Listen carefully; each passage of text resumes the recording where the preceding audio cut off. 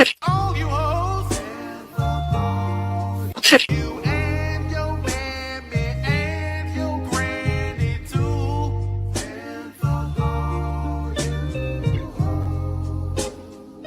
I'm sick of this shit. All you hoes don't give a damn what you wanna do.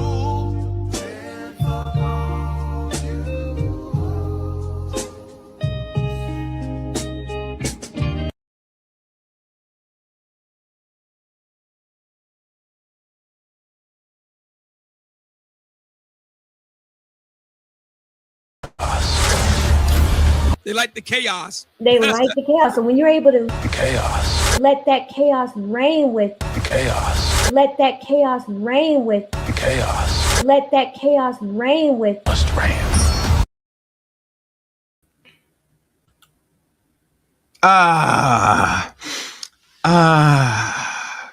Yes. Welcome, guys. Welcome again. Welcome to another live stream, another podcast, another stream here on the Chaos Reign Show. I am Chaos Reign. With short introductions, no further ado. But before I let the videotapes play out, if you're not subscribed to the Chaos Reign Show, what the are you waiting for? Hit that subscribe button. Hit the top notification bell for all uploads and live streams here on the Chaos Reign Show. Also, follow me on my main social media links in the description on every podcast, every video below the description. And you feel so inclined, you want to support the channel, you could do super chats or even go as far as throw the Cash App once in a while. I do read these things. As then we go back to basics with this one. And I was going to do the upper screen, but nah, we got to go basic with it. I want y'all to see this full blown because this is very important. Very important. As you know, the one, as you see the lady on the left-hand corner with her zaddy, Ashlee Jenae. And on the picture on the right, you see a nice little portrait picture that's been making its rounds on the internet. You see this thumbnail, this picture on the right. As you know, this is the consequence for a lot of women that chose the divestment life. Not soft life, but the divestment lifestyle, in short. Anyhow, no further ado. Make sure your speaker's on high. Make sure you participate in this stream. Leave comments, or you can just hit yourself up on the chat room. Either or, all engagement is welcome here. No further ado, let's get it. And I got some for the banger. Enjoy, guys. Being deemed as responsible for the death of his own wife. And then you people will be screaming black love. You people will be screaming black love this, black love that. When it comes time to talk about how black women are being unalived at alarming rates by their counterparts, black men, everyone is silent. Fuck black love. Fuck the black diaspora trying to tell us that it's more dangerous if we date outside of our race. And then you people will be screaming black love. You people will be screaming black love this, black love that. Fuck black love.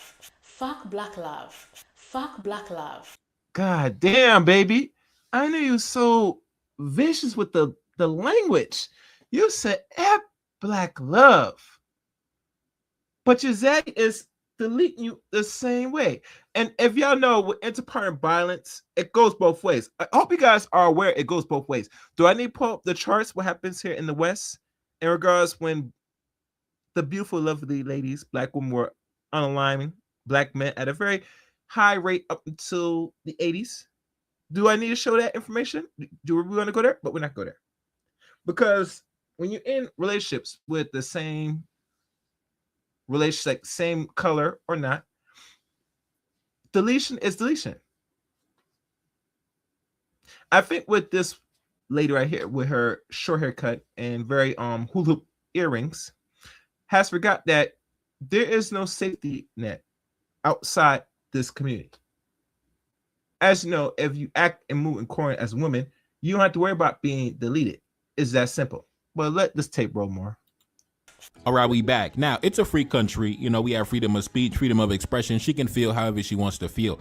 But I just noticed that, you know, she decided to take this situation and then, of course, make it a racial thing, right? And then, of course, advertise that black women need to, you know, date outside of our race, right? We need to, you know, date outside the race, right? They made it a racial thing. She even went as far to say F black love, right? Fuck black love, forget black families, forget black couples, forget, you know, black mothers and black fathers in the home raising black children. Fuck that, right? That's what she said. She made sure to specify the race. She made sure to even advertise that we need to start having children with other communities, other groups of men. We need to start having mixed race children. Forget having black children with two black parents. Forget that. F black love. That's what she said. Fuck black love. That's what she said, right? She made it specifically. She made sure to specify the race, and she made sure to advertise that we need to date outside of our race, right? Now, just keep that in mind, right? Just keep that in the back of your mind. Now, I'm going to switch lanes a little bit, and we're going to talk about another recent story that's also in the headlines. As you can see, a popular lifestyle influencer, Ashlee Jenae, dies while vacationing in Zanzibar in Tanzania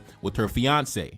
Ashlee Jenae, an IG model and soft life influencer, flew to Tanzania to celebrate her 31st birthday with her boyfriend, Joe McCann. And shortly after, she disappeared completely. According to Ashlee's latest Instagram post, she was having a fabulous time in Tanzania with her boyfriend, taking glamorous pictures, spending time with animals, and even being proposed to during the trip.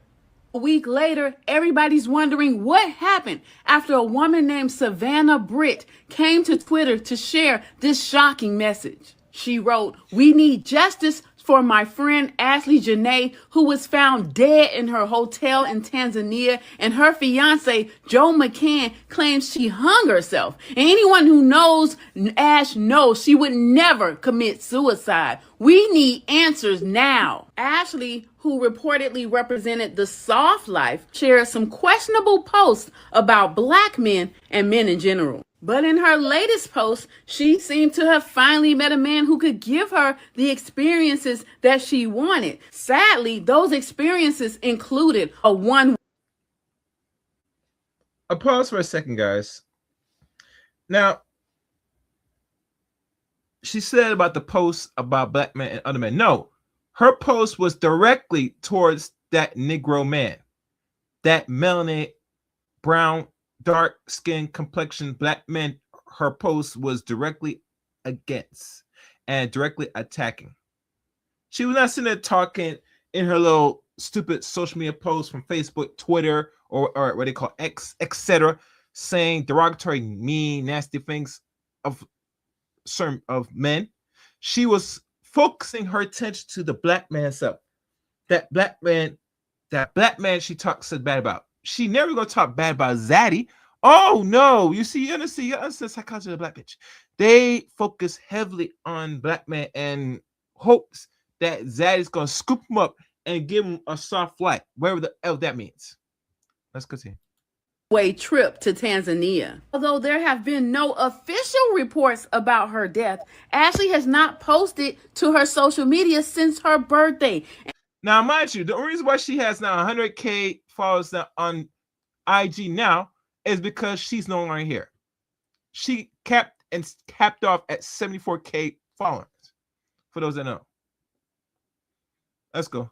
And everyone believes the rumors that she is dead, but no one believes that she would end her life that way. When you look at Joe's social media, he has never mentioned Ashlee at all. In fact, he's continued to post after she was reported dead, like nothing ever happened. All right, we back. Now, keep that first lady in the back of your mind. The one who said F black love, the one who made it about race. Keep that in the back of your mind. Now, let's take a look at some of the reactions on social media to this case, right? This lady said, the problem is men are demonic, murderous creatures by nature. The race is irrelevant when it comes to this topic. They are all capable of it, okay? So just, keep that in the back of your mind, right? When it came to the other case, everybody made sure, which is typical in this society, right? it's not white men, it's not all white men, but when it comes to black men, one black man equals all black men. Notice nobody specified the race. Nobody said, man, forget dealing with this race of men, forget these men. Notice that no race is being specified. The first lady said race is not relevant. This lady said, I'm not sure why we making this about race when it's just men doing the most heinous crimes to women all over the globe. It's not all men, but it's always a man. So as we can see, you know, unlike the first lady who came out F black love, and there were other individuals who held similar sentiments as well that were not afraid to specify the race of men that we're talking about. But when it comes to this demographic of men, I don't know if it's like the fear from slavery or something like that, but I'm telling you, some of y'all are just scared to say the name, right? Put a name on it. Like, I don't know why y'all scared to put a name on it. Anyway, let's continue. Cause the white man is God, my good Haitian friend. And like God, you're not gonna question God. You're not gonna disobey God. You want God to smite you? That's what's in the psyche and psychology of every black person, especially that black bitch. That bitch, especially. All right, let's go. This lady said, this is not a black or white issue. This is a misogynist issue that predates biblical times. So this lady, like I said, the first lady, she said, F black love, fuck black love. Now, when it comes to another demographic, listen, it's not about race. It's not about black or white. Listen, let's go back to the Bible. This biblical times. It's not about race. It's not about white men. It's about, back in 800 BC, back in the day, right? I don't know why y'all just scared to say like the race of men you're talking about. I don't know. Like, what is there to be scared of? They're not going to come beat you up. Anyway, this person said, or maybe she was killed by a local Tanzanian who didn't like the fact that she was dating a white man. Adding the fact that the country conducting the investigation could have been corrupt to frame him, and boom, that's how black people work. Sounds accurate to me. Now, I think this guy's white, right? So this guy, he says, listen, it wasn't the white man. The white man didn't do it. It was actually a local African, right? A local African who was jealous of the white man. He might have did it, right? The white man didn't do it, right? So he took it a step further beyond the women who was just scared to address the white man. This guy said, listen, the white man didn't even do it. It was a random Tanzanian. He was the one who did it because he was jealous of the white man, right? Anyway, let's continue. This person said, rest in peace to her. But the men in the comments acting like black men don't do this too are insane. Men of all races do things like this to their women. It's not surprising at all. I feel horrible for her and her family. I hope he rots in hell if he did this, right? So like I said, white man goes out and commits a crime, the whole human race has to be held accountable alongside him. He goes out and commits a crime. Men of all backgrounds, religious orientations, men of all walks of life have to walk alongside the white man, right? It's never the white man by himself. It's everybody got to be held alongside him. But you notice that same language wasn't present in the first lady. The first lady wasn't saying that. The first clip that I played, she made it specific. Listen, black love, black men, black relationships, black community. We need to date outside the race. But when it comes to this situation, listen, it's not about race. Don't make it about race. It's not about black or white, right? It's good versus evil. It's not about the white man. It's about all men. It's about Chinese men, Indian men, Mexican men, Native American men. It's not about white men. It's not about white men, right? I don't know, man. Listen, it's crazy. But it would be similar to, let's say, a white teacher, a white female teacher got caught engaging in inappropriate behavior with one of her students. And then I come in and derail the conversation and say, listen, it's not about black or white. It's about all women. All women touch their students. It's not about white women. It's about all women, right? That's the vibe I get when I hear those talking points. Like if a white woman went out and committed a crime and then I try to derail the conversation and start talking about black women instead or other groups of women and start deflecting away from the topic of conversation. That's the vibe I get. And it's like reflex to a lot of people. They don't even realize they doing it because it's so ingrained into the culture and the society. For example, one black person does something negative that reflects on the entire community, but a white man can go out and destabilize a whole country, drop bombs on schools and commit war crimes and commit crimes against children and animals, and that never reflects on his collective. It never reflects on his community, right? Even in certain areas of crime where they dominate at over 70%, 80%, it never reflects on the collective, right? They could dominate an area of crime at almost 100% and it never reflects on the collective. They always enjoy the luxury of individuality, right? One black man equals all black men. One white man equals that one single white man. It never reflects onto the next white man. The next white man always gets the benefit of the doubt because that's the society that we live in. And a lot of us subconsciously are ingrained in that. And we go out and actually perpetuate that without even realizing that, right? Now, let's continue. This person said, the issue is not that he's white. It's that he was a murderer. It would have been terrible no matter the race. So now it's no matter the race, right? The first lady, F black love, fuck black love. Now, the white man do it. Listen, it's not about race. It don't matter the race, right? He could have been any race, right? It don't matter the race. It's not because he's white. It's not black or white, right? So if that's the case, if y'all truly believe that, right, how come y'all don't keep that same energy across the board, right? Going back to the example I gave of if a white woman goes out and commits a crime, I never see y'all jumping in the gap for the white woman. Listen, it's not only white women, it's all of us women that do this, right? It's not just the white women that be touching on kids, you know, at the schools. It's all of us that do it, right? Y'all never jump in the gap for the white woman when she commits a crime. She got to hold accountability by herself. But when it's the white man, right? When it's the white man, all of a sudden, listen, it's not about race. It's not about the white man. Listen, don't worry about the white man. It's not black or white. It's good versus evil. It's the good forces versus the dark forces, right? Y'all just ridiculous with this, man. I don't know, like some of y'all got that gene from slavery, right? Where y'all don't want to speak up against the white man, right? Y'all got that gene from slavery for real. You know, a lot of y'all scared to death. I don't know what you're scared of. Listen, he not gonna come and get you. Anyway, let's continue. This lady said, this is horrible, but drop the white part because men will kill their partner no matter the race, right? So it's just like y'all all saying it. Stop talking about the white part. It's no matter the race, right? Listen, the first lady, F black love. She made sure to specify black love, black relationships, black families. But in this case, you know, when it comes to this demographic, all of a sudden, you know, we going blind. Oh man, it don't matter the race, right? It's not about black or white. It's not because he white, right? But I never hear that same energy. How come I never hear it's not because he black, right? It's because he was schizophrenic. It's because he was mentally ill. It's because it's because he black. When the black man do it, it's because he's black, right? It's because he's black. That's why he did it, because he black, right? But when the white man do it, it don't matter the race, right? Stop talking about race. It's not about race. It's not about black or white. It's not about race. Got you. It's not about race. I got you, right? I got you. Even though you would never keep that same energy for the white woman. Be for real. Look yourself in the mirror right now, and you know that if it was a white woman that committed the crime, you would never jump to her defense and be like, listen, it's not about race. It's all women. We all do it. It's not about the white woman. It's all women. It's only the white man that y'all be jumping to the defense. Oh man, listen, it's not about race. It's not about black or white. It's not about the white man, right? You would never keep that same energy for nobody else. Only this demographic. What you defending them so hard for? They can defend themselves. They're grown men. They can defend themselves. They don't need you to defend them. Let's continue. This lady said, I believe the African authorities were behind this. They hate interracial relationships. The timing is very off. No man spends this money, does all this when he could have killed her right here in America for free. Rest in peace to Ashlee. This is devastating. I did not like her flaunting, but she was a beautiful girl. So this lady, she just said, listen, the white man didn't do it. It was the African authorities that did it, right? It was the African governments, the corrupt African officials that killed her because they were jealous of the white man, right? And this a real person. This a real individual. Like you could go to her Instagram, you know, put the name in and everything. A real person pops up, and she deflected and defended the white man and said the white man didn't do it. It was the African authorities that did it.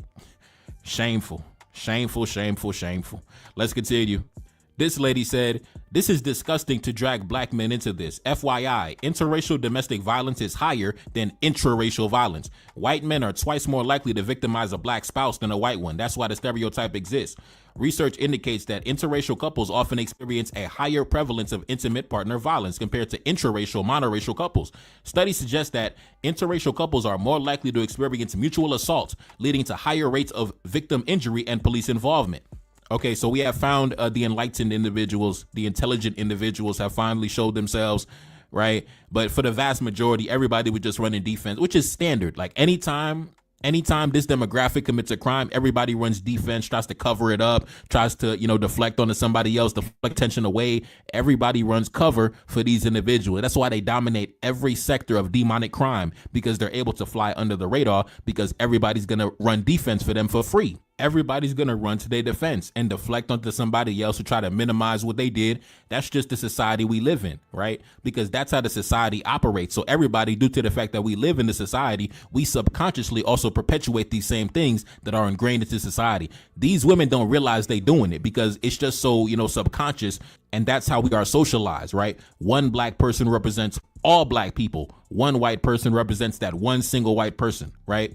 Every white person gets the benefit of the doubt, you know, a clean slate. But when it comes to the black community, we all come in the door with stereotypes, prejudice. If one of us do something, then all of us got to carry that burden. That's simply the society that we live in, right? Anyway, let's continue. This person said, white men kill the highest proportion of women. Based on the FBI direct offender data, white offenders committed 60% of their homicides against men and 40% of their homicides against women.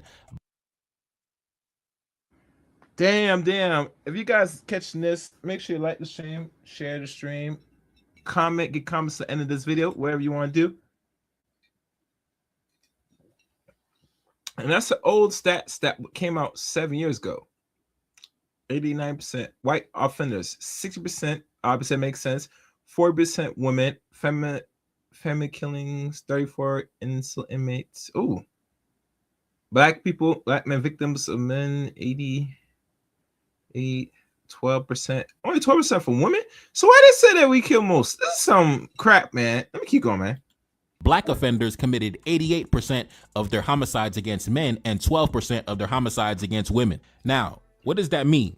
That means that when a white man goes out and commits homicidal violence, 40% of the time he's aiming his aggression towards a woman. And the remaining 60% is aimed towards a man, man to man, right? But when it comes to black men, the overwhelming majority of our aggression is directed towards other men, right? At damn near 90%. Yeah. And then the remaining, 12% or whatever is remaining is unfortunately directed at women.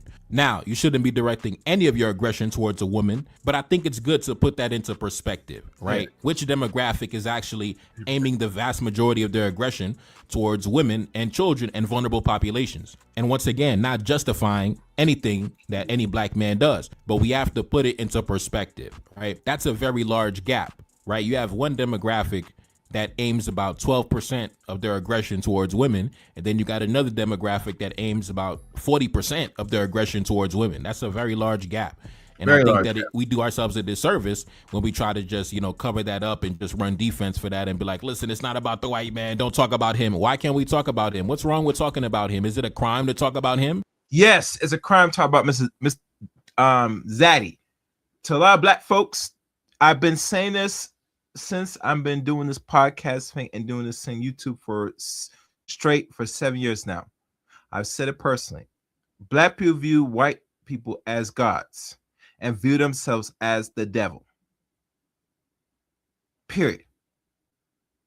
This is a reverse of good and evil in the eyes and hearts and souls of black folks. So obviously, when they see Mr. Charlie and Mr. Charlie takes them out, deletes them, in their mind, they think God's doing them a favor because they are God in flesh. It's God in flesh that took them out and them see their maker. It's that simple. So that answers your question. All right, let's go.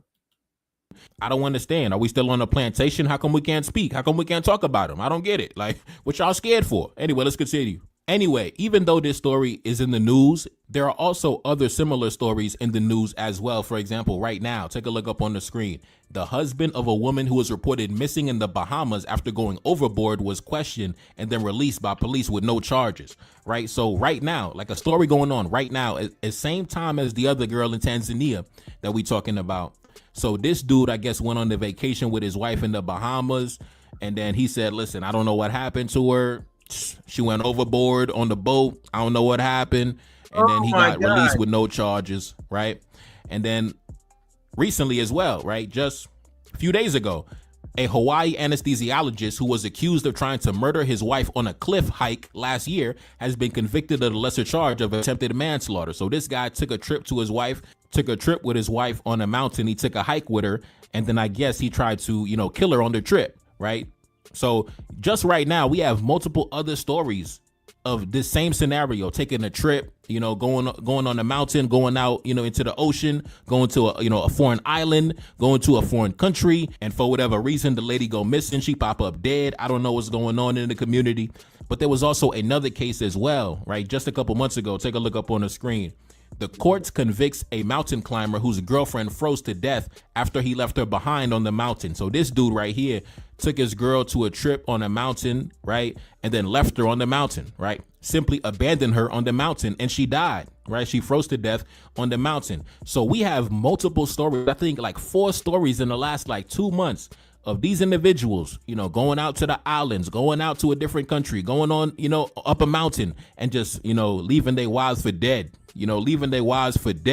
And these are all recent stories, recent convictions, recent cases, right? 2 of them happened in the same week, in the last week, right? So why can't we talk about that? Why are we not allowed to talk about a certain demographic? How come when it comes to a certain demographic, we got to keep our mouth shut? It's not about race. It's not about race. It's not about race. But when they talk about us, it's always about race. Why is that? When they talk about us, it's always about race. Everything is about race when it comes to us. They never give us that same benefit of the doubt. When they talk about us, they make sure to specify black men, black women. But when it comes to them, y'all too scared to do it. Oh no, it's not about race. It's about good versus evil. It's about, listen, it's not about that. It's not about color. It's no matter the race.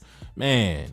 Listen, when they talk about us, they make sure to specify the race. Yeah, them blacks over there, right? Them black men and them black women. Yeah, it's them that did it. But when it comes to them, y'all scared to talk about them. Y'all scared to speak up and talk about them. I don't understand. What is so special about them that we can't talk about them? I don't understand. Are they going to come out the closet and kidnap me? Like, what y'all scared for? Why can't we talk about them? But anyway, I want to go back to that lady who unfortunately lost her life in Tanzania, this lady right here.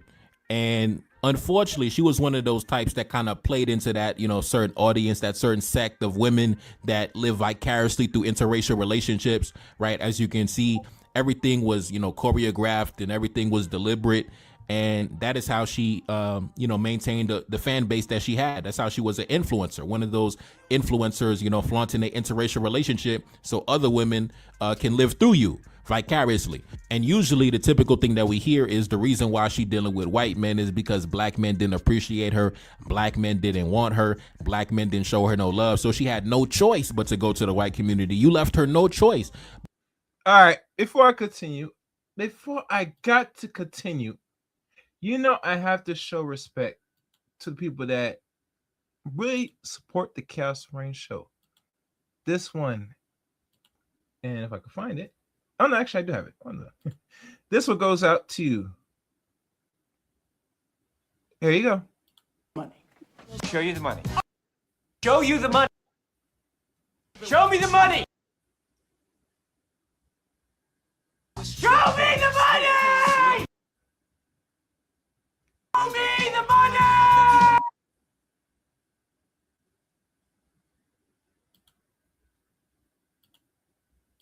Like that, Gregory Scotland, 5'8", 22. And he writes, "Salute Chaos. So we have gone from Ashlee and her fiance to black men being a power when it comes to deletion.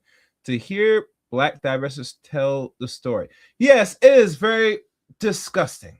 I think I'm very repulsed. I'm sick to my stomach, Gregory. Personally. Because no matter what you do, bitch, you can't save yourself from Zaddy. You demonize a black man, and then once you get demonized, and then you want to miraculously tiptoe your ass back over here, black man is going to give one big foot and kick you right back over. So no, go back over there. Stay over there. Go back to your Zaddy. Hell, look at this thumbnail right here. Zaddy, I'm coming to you, darling. Look at this. Look at this worship. This is the result. This is the end result once you live a divestment life. Let's continue. This is not the case, right? For example, you could go back to her old post on social media. She was saying things like this: my mother is convinced that I'm going to marry a white man. She said, I've been saying since the 3rd grade that my children will be mixed. So when she was an 8-year-old girl in the 3rd grade, she was already, thinking about having children. I'm gonna let that sit right there. I've been saying since the 3rd grade, my children will be mixed. Now, remember, gentlemen, right now, when I did a whole live stream on the extra 1.2 million babies of 2022, I believe. And one thing we noticed, there was a trend when it comes to men and children. Every race of man has or produce more children with the women they interact with. That goes for the white man. That goes for the Asian man. That even goes for the Hispanic man, which is he's white. The black man, as it's shown through the data, does not have as much children as his other racial counterparts of men. So we ask ourselves,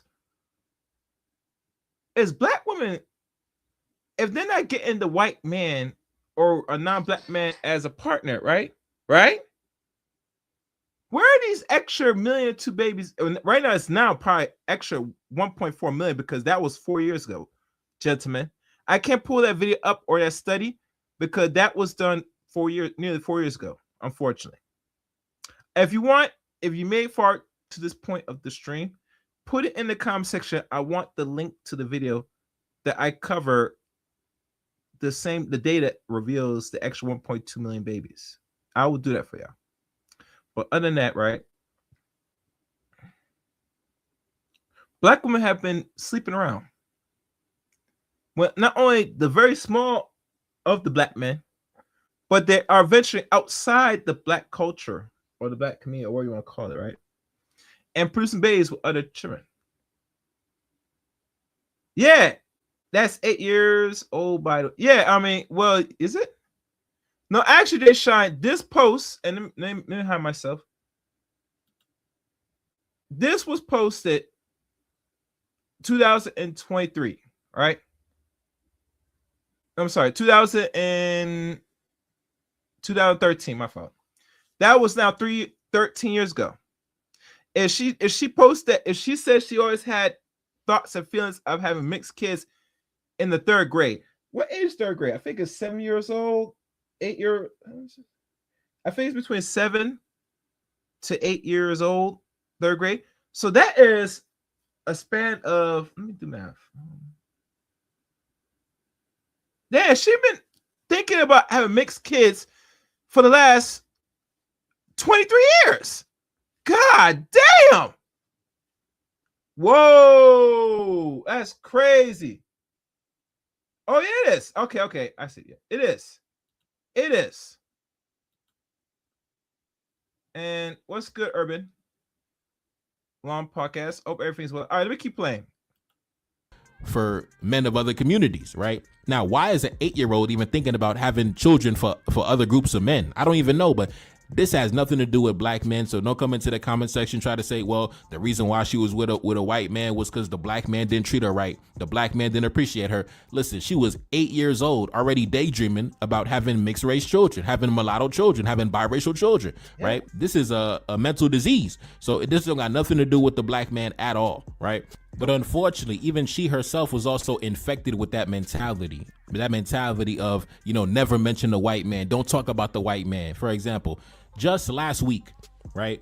Not even 2 weeks ago, just last week before she passed away, she was on social media. She responded to somebody and said this: "Oh, brother, I see 305 in your bio. Let's talk about the Miami men, not white," right? She made sure to specify in the parentheses, God not damn, white. not So we're white. not going to talk about white men, right? God damn it. God damn it. Wait, I gotta play the video clip. I'm sorry, guys. I have to do this. Do I got space? I gotta play this. I got to play this. I have to play this.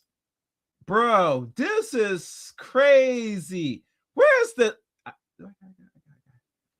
this is what, and I shout out to Crimson for this one. I love this clip. This is what Ashlee Jenae is giving off. Watch this. She's a bed wench. She's a bed wench. She's a bed wench. What? She's a bed wench. She's a bed wench. What? This is the heart, mind, and speech of a bed wench. I'm not even gonna use divester. That ain't no divest. She a bed wench. Divestors come from the bed wench line. They are the descendants of bed wenches. Oh my God! Wow! Let's continue. Talk about the Miami men who are not white, who are beating on their women. Or is that too touchy? Go live your life while I live mine. I'm gonna read that. Oh, brother, I see 305 in your bio. Let's talk about all the Miami men, not the being there with women still. Or is that too touchy to go live? You're laughing. Ashlee Jenae. So do white men not beat women? I'm confused. And she will not answer that, my dude. She will not answer that because she has to stay face. She has to stay base with Zaddy. Because at the end of the day, her revealing and talking bad about Zaddy will not garnish her the opportunity to have this. 21 years military, 13 years overseas since 1994. All the white men I knew during my service military with black baby mamas would never put on child support. Explain this reality, black woman. No, they got their reparations, a mixed baby and a white dude, right? They got their reparations, a mixed baby and a white dude, right? They got their reparations, a mixed baby and a white dude, right? They got their reparations, a mixed baby and a white dude, right? You a goddamn From God! And the person on the bottom responded and said, so yeah, say more. Do white men not beat women? I'm confused, right? So even she was also of that mentality of, we're not talking about the white man. We're not slandering the white man. We're not dissing the white man. If we're going to talk about men, we're not going to talk about the white man. We're going to talk about all men, or we're just going to not talk about white men at all, right? She made sure to put the parentheses, not white, not white, not white. So I don't know what it is. Like, it's a pattern I've noticed, right? When we talk about black men, we are fearless. We can specify it's black men. Let's have a conversation about black men. What are black men doing? But when it comes to the other man, all of a sudden, it's not about race. We're not talking about race. It's not white. It's not black and white. It's not, it's all men. It's not white men. I don't understand it. Like, how come we can't just stand 10 toes and keep the same energy across the board? Like, but anyway, even before she passed away recently as well, she had reposted this on her social media. This article, even though she's not even dating a black man, she said the state of dating black men in 2026, right? So when we talk about black men, we have no problem specifying, let's talk about black men. And it said a field report from a successful black woman who refuses to struggle for love, right? So we talk about black men, we specify the men who are black, the black men, the black males. Yeah, but when it comes to the white men, all of a sudden, it's not about race. I don't see race. Martin Luther King, I had a dream. I don't understand it, man. Y'all become Martin Luther King, I had a dream. But when it comes to the black man, Malcolm X, Marcus Garvey, black. Like, I don't get it, bro. No, I get it. You got to understand, my good friend, because you're black. And one thing you cannot give this bitch is this. 21 years military, 13 years overseas since 1994. All the white men I knew during my service military with black baby mamas would never put on child support. Explain this reality, black woman. No, they got their reparations, a mixed baby and a white dude, right? They got their reparations, a mixed baby and a white dude, right? They got their reparations, a mixed baby and a white dude, right? They got their reparations, a mixed baby and a white dude, right? You a goddamn From God! Let's continue. I don't know why you're scared to talk about them people. They're just regular human beings.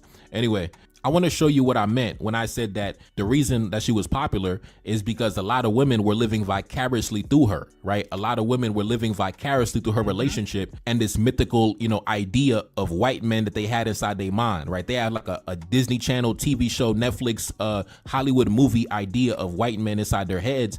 And they were living vicariously through her, right? Take a look up on the screen. Look at the comments on her social media. At the top, this lady said, send his cousin my way, sis. Person at the bottom clapping with the hard eyes. This person said, does he have a brother, a friend, or a cousin who's single and looking, right? This person said at the top, this is going to be me very soon. Person at the bottom said, beautiful.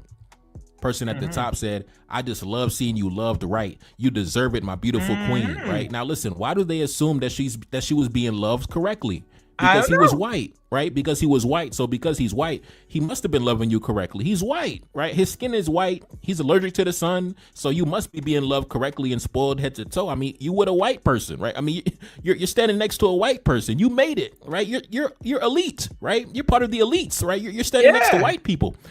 Anyway, the person on the bottom said, sometimes black men don't bring you nothing but problems. I feel her, right? So listen, when we talk about black men, you notice that how come she didn't just say, listen, sometimes men don't bring you nothing but problems, right? Men, right? All men, right? I don't see race. It's not about race. It's not about black or white. But you notice, like I said, when it comes time to talk about black men, all of a sudden we can see race again. We see color again. Now it's about race, right? The reason why he's doing this is because he's black, right? But when it comes to the other man, it's never the same energy, right? The reason why he's doing this is because he's white. You never gonna hear that. It's just, oh, it's not about race. Listen, y'all just not consistent, or either y'all just scared of white people. I don't know what it is. Either y'all just not keeping the same energy, y'all scared of white men, or what? Because I know you're not gonna do the same thing for a white woman. You would never do the same thing for a white woman. You would never try to run cover, run defense, and try to deflect attention away from a white woman. But when it comes to the white man, all of a sudden I don't see race. It's not about race. But when it comes time to talk about the black man, I see race again. I see race in full effect and living color. I see the race. But when it comes to the white man, I don't see the race, right? I'm colorblind. I'm Ray Charles to the race. Anyway, let's continue. This lady said, that man is fine. Y'all can say what y'all want, but this is a nice looking couple. A beautiful black queen with her handsome snow king. How y'all hating from outside the club? You can't even get in. Now look how they was gassing her up. Oh man, gassing her up, living vicariously through her. Now later on in the video, we're gonna talk about his financial situation, right? Everything was smoke and mirrors. To be honest, she was probably paying his bills, right? When you come to think about it, right? Come to think about it, they're probably doing this as a whole hustle, a whole grift. But anyway, let's continue. This person said at the top, look at him, the confidence. He knows he has a queen. Next person said she is beautiful. Next person said she is gorgeous. This person said at the top, does he have a brother? I'm asking for me. This person at the bottom said, there goes your answer, Sasha. Go back to the white boys, right? Her name is Sasha, right? That lady who said that, her name is Sasha. So yeah. So this person said, girl, why was I just saying this the other day about how all the whites have the baddest black women? No, they don't. No, they don't. First of all, being a baddie, so-called baddie, is not only the physical, but it's also the mental and the spiritual. And once you start playing in the snow, you already bankrupt, mentally and spiritually. So How could you be a baddie when mentally and spiritually you're deficient? So stop it, right? Stop it. Being a baddie is the full package, right? Being tapped in spiritually, mentally, ancestrally, and physically. That's a baddie, right? Y'all think a baddie just any old airhead. Stop it, man. A baddie ain't just some airhead that can take pictures. A baddie is the full package, right? And the best black women are with black men. The best black women want a black family. The best black women want a black husband and black children, right? That look like them, right? That's the best black women, right? Yeah, it's a whole package, mentally, spiritually, and physically. That's a baddie. That's a dime, right? That's a 10. Once you start playing in the snow, you automatically lose like 5 points off the rip. So you can never be a baddie, right? It's like saying you a baddie and you smoking crack. You can never be a baddie. You a crackhead. How can you say you the baddest and you smoking crack? It's an oxymoron. So the same applies here. The baddest black women are with black men, right? Of high stature, right? Yes, that's where the baddest black woman is at. They not with some old geriatric white geezer. That's not the best. That's not where the best black woman is at, right? That's not. That's not. The best black women are with black men, creating black children. That's what they doing, right? All that other stuff, I don't know what they doing, but when it comes to the top of the top, the cream of the crop, they not playing in the snow. It's not happening. Anyway, this lady said, does he have a bro? All right. Okay, let me see. I see some comments. Let me read a question. Thank you, Gregory Scotland. I'll read your question. Chaos, what is with the queen? I guess so many black women think of themselves as these queens. I think they call it a Madonna whore complex. I think majority of black women think that to label and recite and to reverberate like incantations, or what they call to sound or say to themselves verbally out loud, they're queens, because by saying it, it gives them a sense of validation for anybody that's around them, to make them look at them as more than subpar, that they're not no peasant, they're not no lower level vessel or person of society.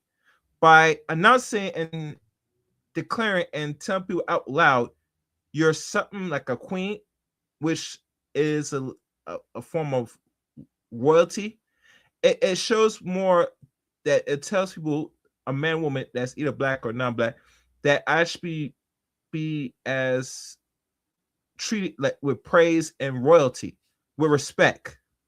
That's why you see a lot of black women call themselves queens constantly.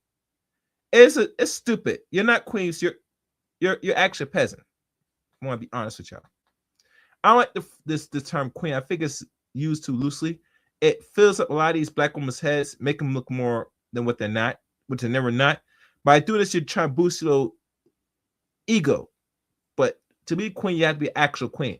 And most mature women today, black, are not queens. And they need to stop using the word as queens. You're not royalty. You're a regular woman out in the streets. Simple as that. I hope I answered that question. He said just 5 points, more like 75. Yeah. All right, let me keep going. Brother, this person said, girl, where did you find him at? I'm born and raised in California. They don't make them like this. This lady said at the top, beautiful couple. May this kind of love find me. And the person at the bottom said, I love interracial couples. Person at the bottom said, I love seeing you so happy. This person said, I'm crossing over too. I see why my grandmother and my great grandmother did. It is rough over here. So your great grandmother, living under Jim Crow and domestic terrorism by white militias, crossed over back during Reconstruction. And she said, I know why my grandmother crossed over. See, this is the type of audience that she had, right? A bunch of women talking about, man, back during Reconstruction when the Klan was burning down government buildings, my grandmother was laying up with the white man. Like, anyway, man, listen, that's the type of audience that she nurtured, right? That's the type of audience that she nurtured. And it's one of the easiest grifts to really, get up on the internet and, try to get it popping, make some money. It's just so easy to do. Just stand in front of a camera and just take pictures with a white person, and then just watch all the traffic, watch all the comments, the likes just come in. Exactly. Everyone in the comment section. Does he have a brother? Does he have a cousin? Does he have an uncle? It's one of the easiest grifts going right now in the social media space, right? And one of the biggest examples of this, like I said before, would be Olandria, right? Nicolandria. We are. Oh, and one thing, Ashlee Jenae's alleged supposed to be boyfriend, gonna be husband, or supposed to be husband. This man is a cryptocurrency consultant. He is not a cryptocurrency trader. It's been revealed that this man is only a consultant. He's not a trader. So I'm not sure why these women, black women, say that this man has a whole lot of money and stuff. Do y'all know cryptocurrency is very volatile? It's not really stable. Do y'all know that? And I'm not a person that really invested in crypto. Like, well, I have some things in crypto, but I'm not really so crazy over crypto because it's not a stable resource. So I question if this man really had money like that. Now that we're knowing a little more information about this incident, but let's continue. I just want y'all to think on that. Heard about that. I think she's probably the champion of that whole space, but it's a lot of little, mini Olandrias trying to, make the social media money, grifting with they low budget European. Anyway, take a look up on the screen. This is an article that came out in recent months. This is this is her boyfriend or fiance or whatever. Joe McCann shuts down his fund after a 78% loss, right? So this guy's company was going under. Right, they was on the social media gassing him up. Does he have a brother? Does he have a cousin? Meanwhile, dude, his company going under. Right, his company flatlining.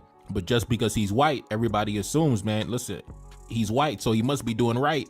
But anyway, as you can see, McCann did not provide further comment, but emphasized the importance of resilience, stating that while sharing disappointing results is never easy, moving forward remains the only path ahead. So that's probably why he was always on her social media. All right, I see another comment. Hold on a second, guys. Did not provide further comment emphasizing the importance of reliance, stating that while sharing disappointing results is never easy, moving forward remain only path.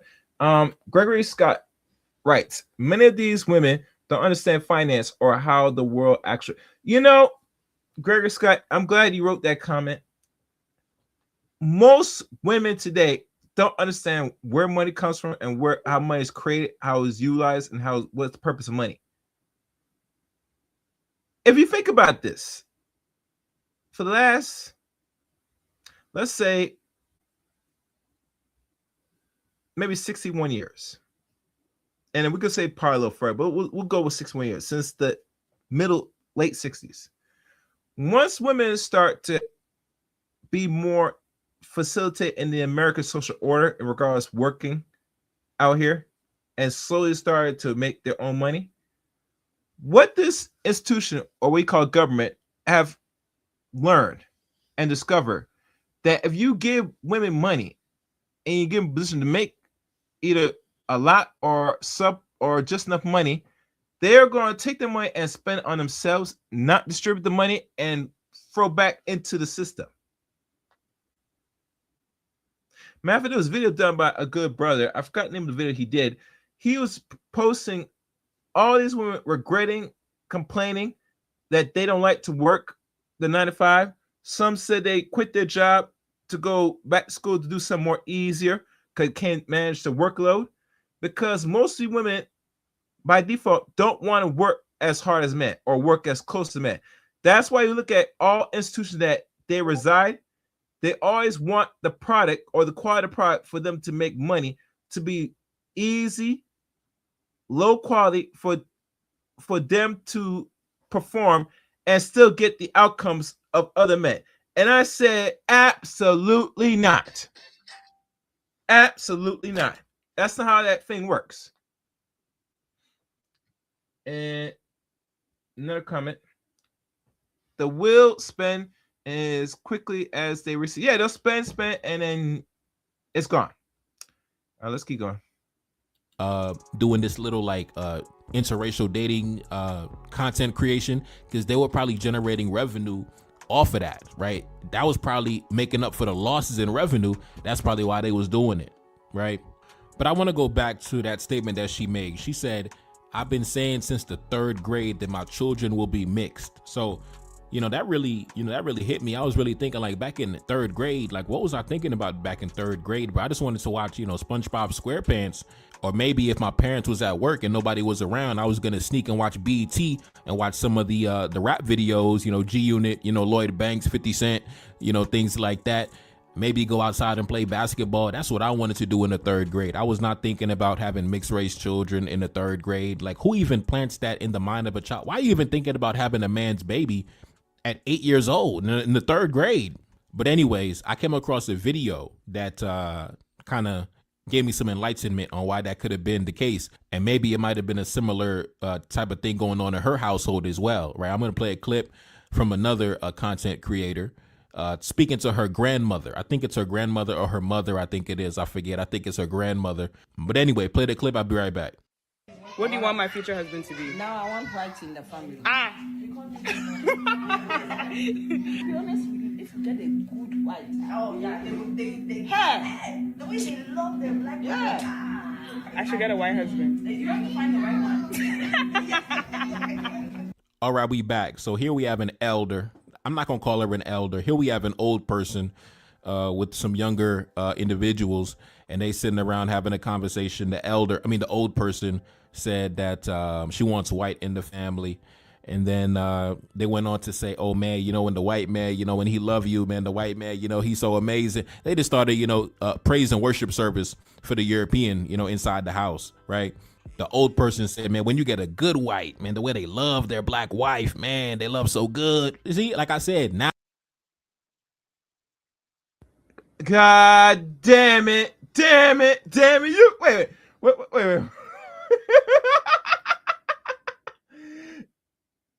It's like Kevin Samuels said it best. Oh, damn, I got too much things on the studio. God damn it. Y'all messed me up. Hold on, guys. Let me do this. I gotta remove some things, man. Yeah, I'll remove this. I gotta make some space, guys. It reminds me of this scene when Kevin said it best. God damn it! You God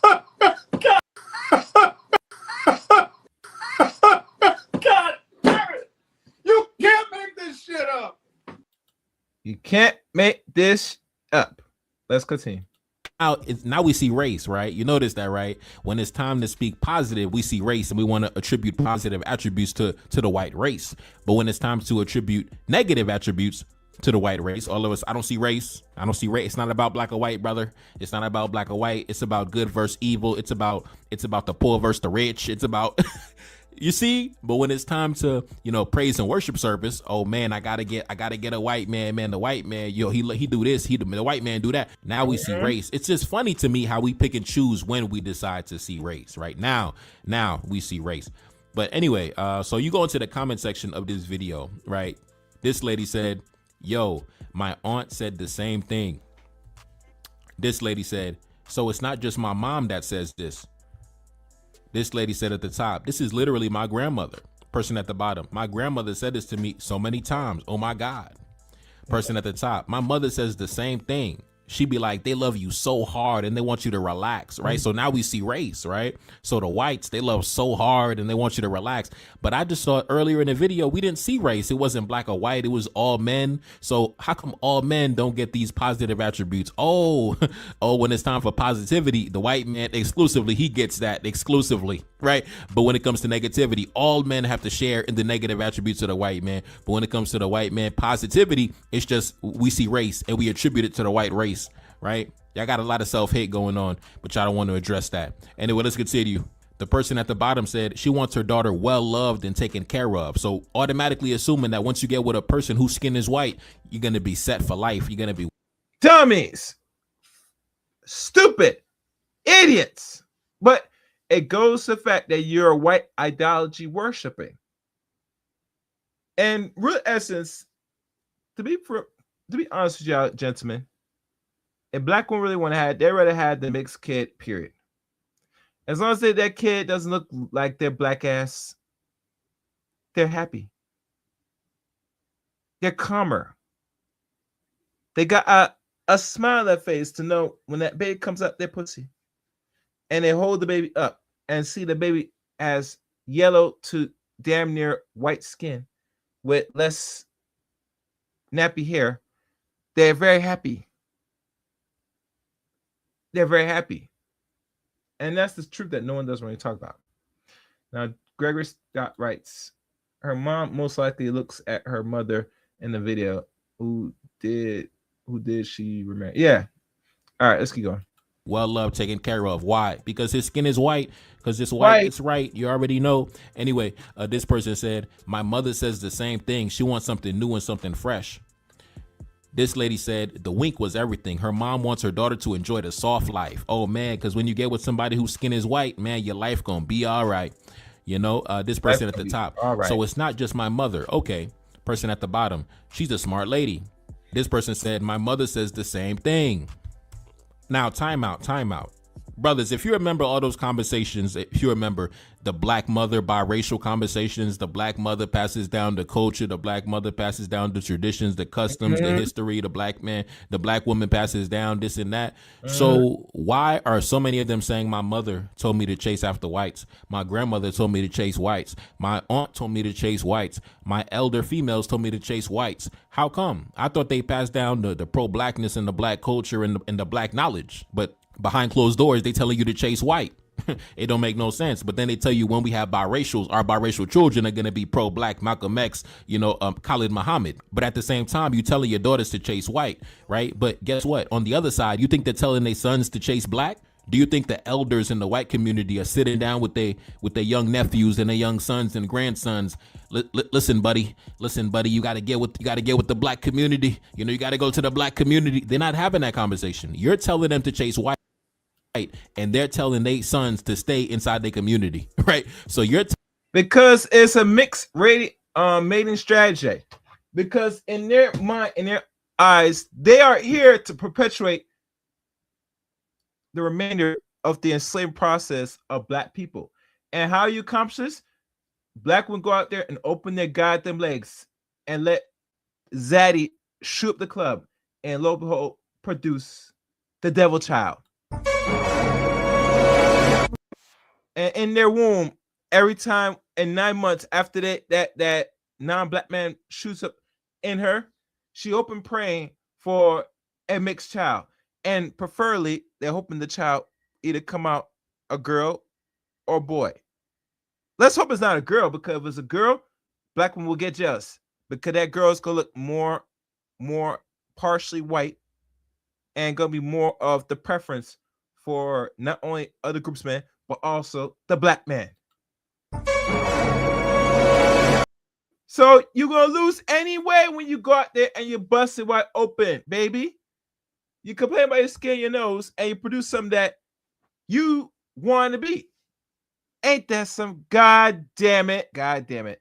Telling your daughters to go to their community, they telling their sons to stay in your community. So you're going somewhere where you're not even wanted.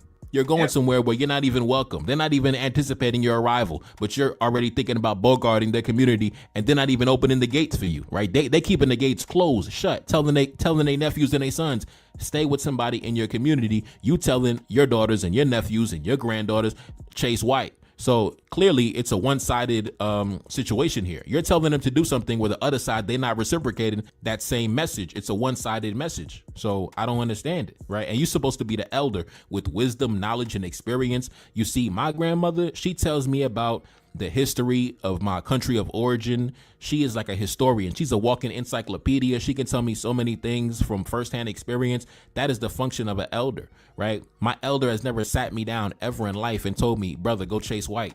Hey, son, go chase white, right? Never in a million years.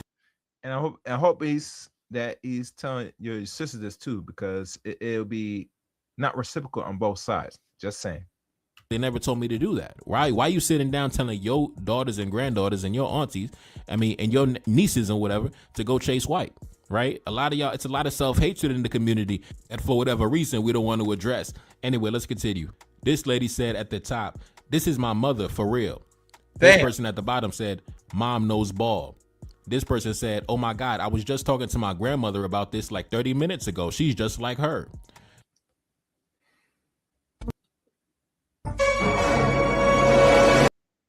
Do y'all guys see a trend here? So really, the women do carry on the culture, and not only carrying the culture, she is the one that is advocating and promoting the bedwentry. So like when Miss Cure said it best, and she said it very well. This is her. The bed wench. She's a bed wench. She's a bed wench. What? She's a bed wench. She's a bed wench. What? This is the heart, mind, and speech of a bed wench. I'm not even gonna use divester. That ain't no divest. She a bed wench. Divestors come from the bed wench line. They are the descendants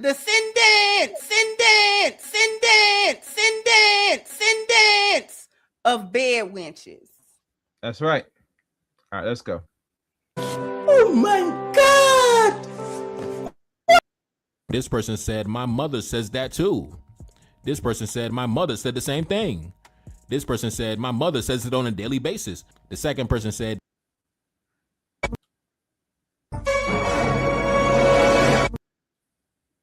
this is literally my mother. I'm scared.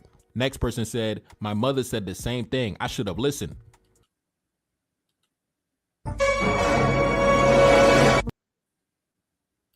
This person said at the top, this is my mother too.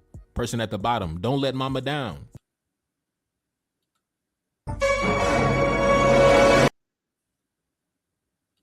This person said, my mother, literally. This person said, my mother, every time. Person at the bottom said, my mother didn't ask, but I understood the assignment.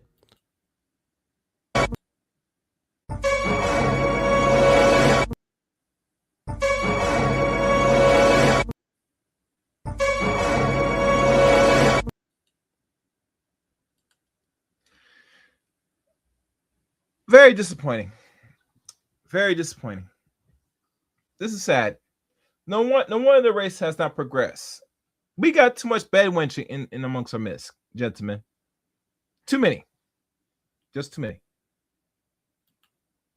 So now, when I seen this video and I seen the comment section, now we understand how somebody could be in the third grade, right? The third grade, you don't even know how to do, long division yet. You don't even know how to do basic geometry yet. They haven't even taught you the Pythagorean theorem, right? You don't even know how to solve for X. You're doing basic mathematics, like what's 7 times 9, right? And in her mind, she was already thinking about having mixed race children. And you thinking, how does an 8-year-old child already think about getting pregnant and having children for other people, right? And then you realize all these ladies in the comment section giving their testimony, my mother, my grandmother, my aunt, my mother, right? But these are the ones, this is what's being passed down in the community, right? This is why I tell you, brothers, you got to find a good woman, a decent woman, and rock out with her, because it's so hard to find a woman with her head on straight, who knows who she is, who has knowledge of self, who doesn't have self-hatred, who isn't, looking up to white people. It's very difficult to find that in these streets in high abundance, brothers. It's easy to find a beautiful woman to have fun, but it's hard to find a woman of substance out here in these streets that's not kissing white ass, that don't got some type of complex, that don't got some type of negative advice planted inside their mind. Like, it's very difficult, brother. So I tell you, get you a good woman and rock out with her for the long term. Ain't nothing out here in these streets for you, bro. Ain't nothing out here in these streets for you, black man. I'm telling you, black man, ain't nothing out here in these streets for you. Get you a good woman and rock out with her for the long term. That's my advice to you. Ain't nothing out here in these streets. Don't go rummaging out here in these streets trying to look for something. Telling you right now, you're not gonna find nothing of substance. Not in high abundance anyway. Not in high abundance. So if you do come across that dime, you do come across that diamond that loves herself, that knows herself, that is, knowledgeable and cultured, knows her history, knows who she is, loves her ancestors, loves her culture and her origins, you got to hold on tight, brother. You got to hold on tight like you just hit a gold mine. Because I'm telling you, you're not going to find that in large numbers. You're not going to find that in massive numbers, right? And I guess that's what makes it special, because in order for something to have value and be special, it has to be rare. If something was just super common and regular ordinary, then it wouldn't be special. So yeah, once you do find that special woman, that special black woman that got her head on straight, that knows who she is, loves herself, loves her people, you got to hold on tight, brother. Hold on tight like you just came across some uranium or something like that. Anyway, let's take a look at some more reactions on social media. This person said, all of this bullshit about white men being family oriented, marriage minded, being richer and whatnot actually applies way more to Asians than white men in general. But you'll never see women advocating for dating them. It's really just white worship.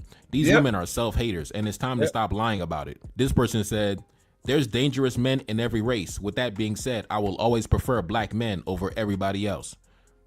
This lady said, I'm from Tanzania, and our news just announced the police report states that they had an argument on the 9th and the hotel staff had to separate them, so they were in different rooms, and apparently a report had been sent to police while she was still alive that she was suicidal. She allegedly used a cloth to hang herself in the wardrobe, but was found and rescued and taken to the hospital. She allegedly died the next day on Friday the 10th. Now, here's the reality. Unfortunately, the reality is, especially in East Africa as well. I'm not gonna single out East Africa, but in East Africa, that same mentality that grandma had, when grandma said, "Oh man, the white man is so amazing, the white man is so good, the white man is so marvelous and spectacular."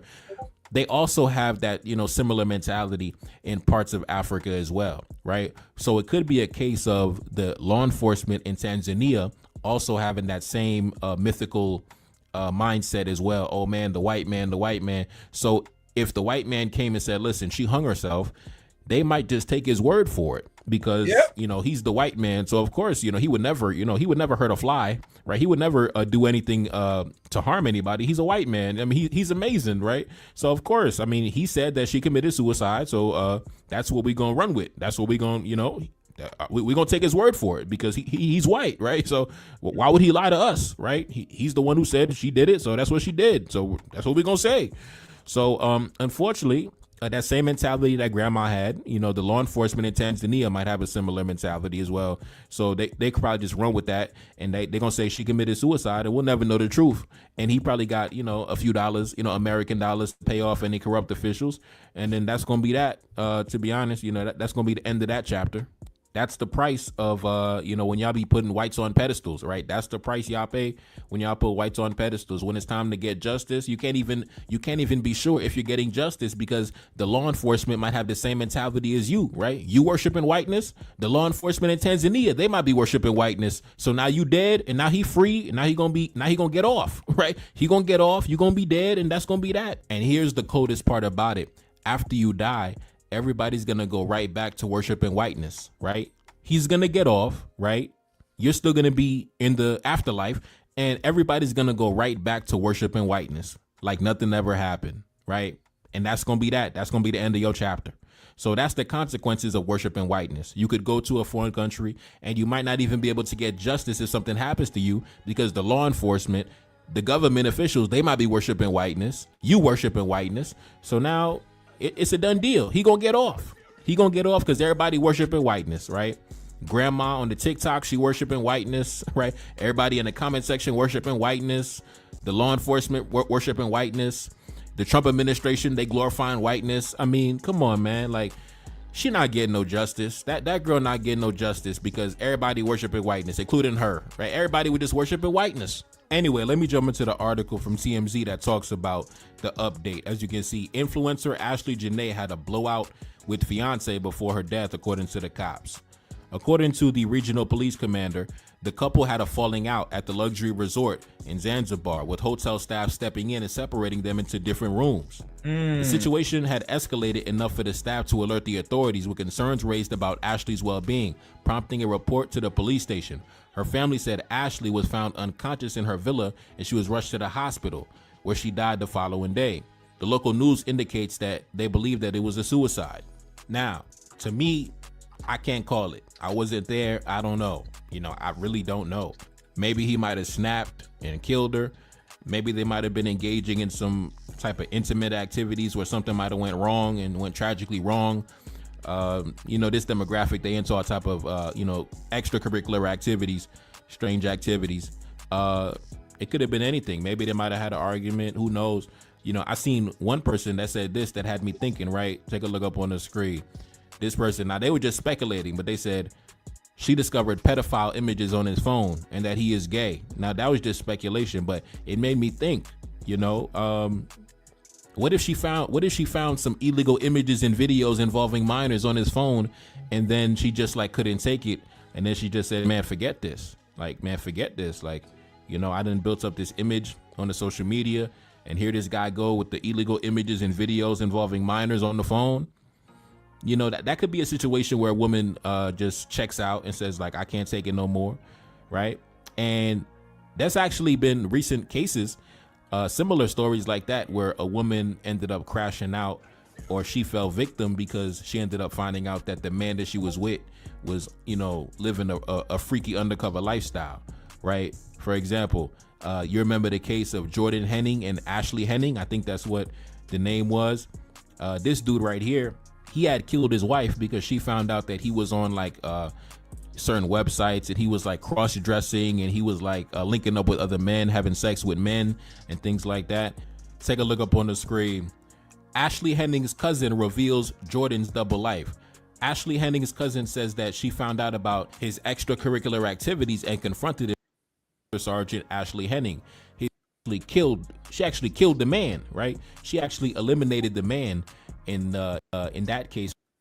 Now, there was another case where another young lady, she didn't get killed, but she actually killed the man, right? She actually eliminated the man in that case, where she had found him also, cheating with other men, right? This case right here of Dasani Badgett. I think she goes to trial soon.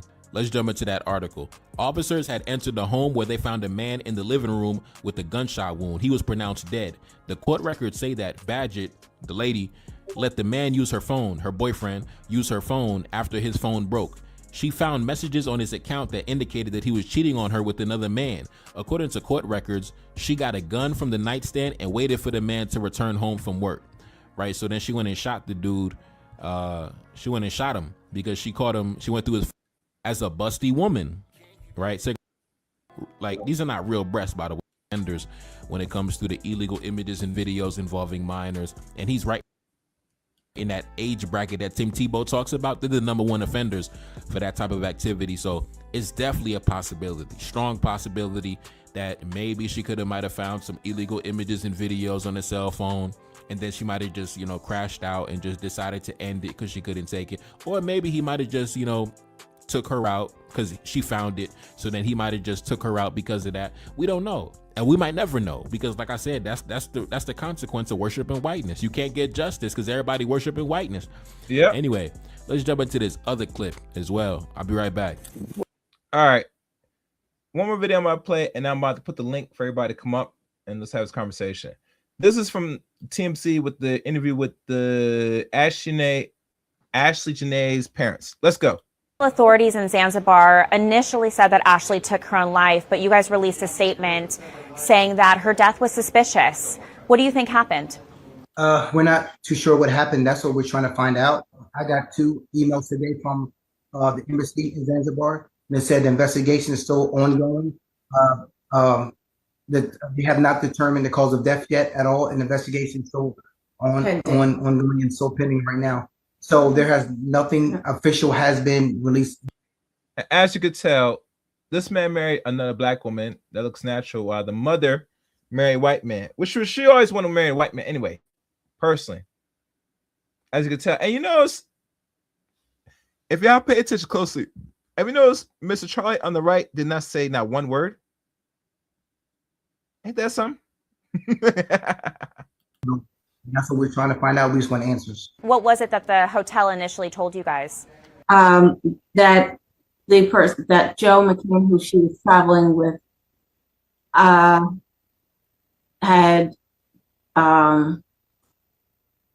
that he had found her and that they had taken her to the hospital. We just think it's very odd that our daughter is traveling with Joe and we don't hear anything from Joe. To me, that's very odd. And initial call that she got from Joe was 11 hours after something had transpired in the room. And that's very odd.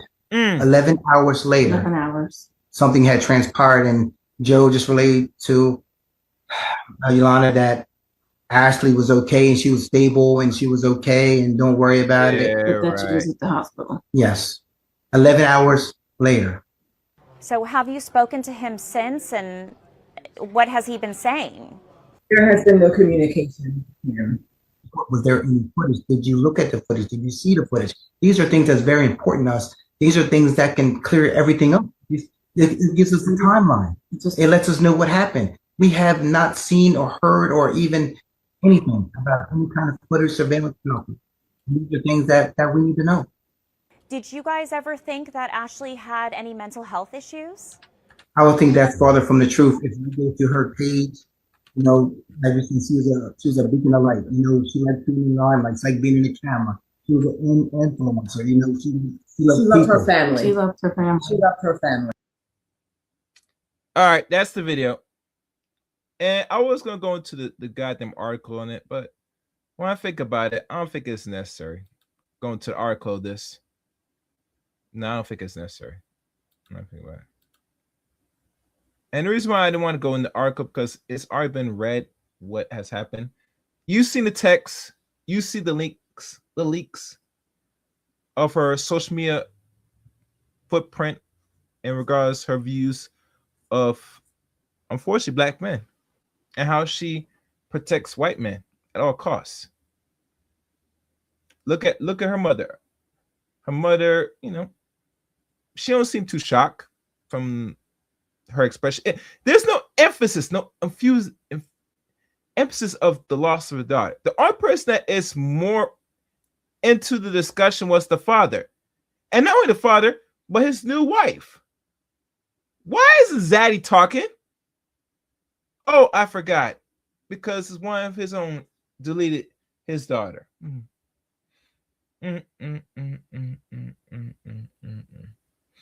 Very sad. Very goddamn sad. I'm applaud.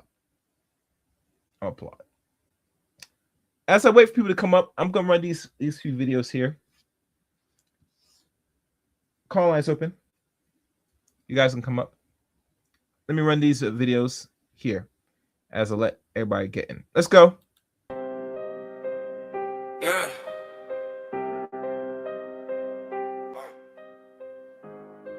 1, 2. Brad's coming for you. Yeah. 3, 4, black. 5, 6. Hold on to your wigs. 7. Now somebody wrote here, he's gonna harm you. You get out. Get out. Get out. Why is it that black women only seem to have access to old, gray, washed up?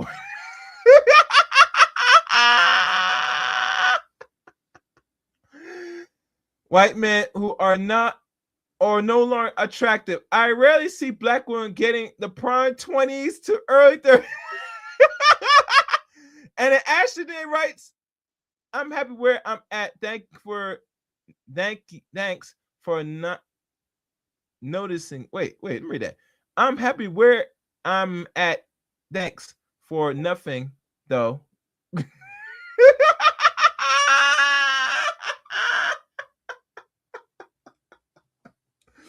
Oh my God. But I ain't gonna lie, the guy has, or the person that wrote that tweet has a point. All right, let's keep playing. Hey, it's too late.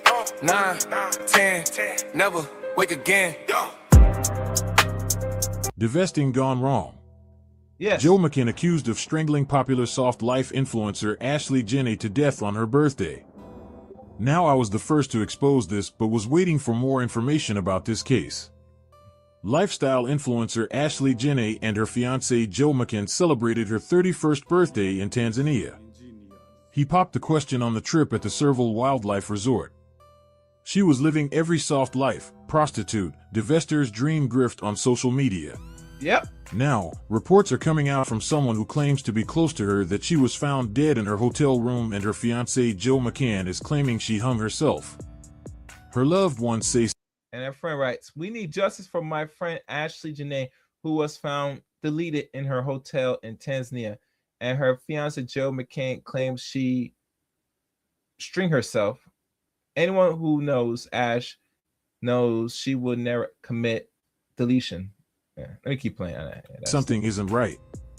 It does seem odd that a person would commit such an act on vacation after an engagement, but again, this is a divestor we are seeing. Don't believe anything a divestor says on social media, especially one that makes a white man her whole personality. The irony of this post. Hardwood floors, soft life, which really means now, a hard casket, dirt and maggots, which is what's in store in the lower end. Now that her death has been exposed, so has the scammer been exposed. Allegedly, he was still married. This is from 2021. They got married in 2018, but had Shea Jackson. Oh, so this man married another black woman, and how old was he at the time? 2021, January. So this man was 41 when he got married. I don't know, the first time or second time. So did he got divorced? a wedding in 2021, and on his Twitter page in 2024, he also says he is married. Don't forget, he gotta use the "my wife is black" excuse.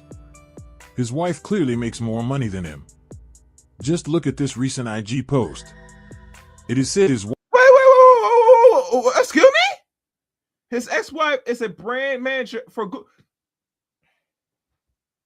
All right, enough of this. I'm going to bring up the people that is way in the back. It's time. This is now the panel is not open. I got Jay Shine. What's good? What's good, brother? Can you hear me? I can hear you good, man.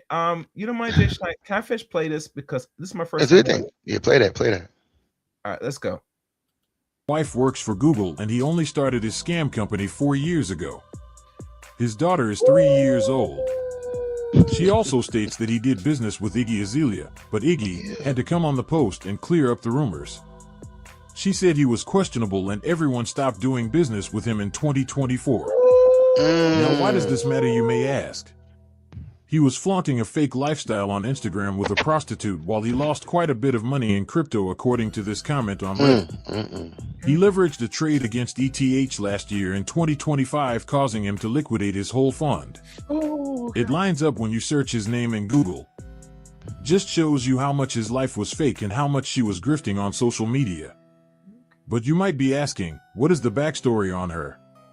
Well, she is a lifetime member of the Divest crew, looking through her past tweets. A sex worker claiming that black men are embarrassing the black community. The irony, but let's go through her Twitter history. Back in 2013, she made it known she loved white boys. Now watch the wordplay with this one. She says, "You still only date white boys." Then she tried to lie and says no. But why would someone think she only dated white boys if this were not true? Actions speak louder than words. Then she says her white boyfriend is not lame. He is clearly a lame. Jump to 2016 and she confirms she has been dating white guys for as long as she can remember. And also note, no black men were involved in her life to where she was bullied or made fun of for her to chase white men. This is a personal choice she made. Let's not skip over a crucial part in this. Here she says her and her mom been fucking white men their whole lives, and her mom was the one that encouraged her to be with a white man like her. Here's her mom, so there is no confusion. Let's keep going. She is your typical divester, already doing drugs and threesomes. She is also bisexual. When you are a divester, you gotta be down and ready to do the most disgusting stuff in order to maintain your place with white men.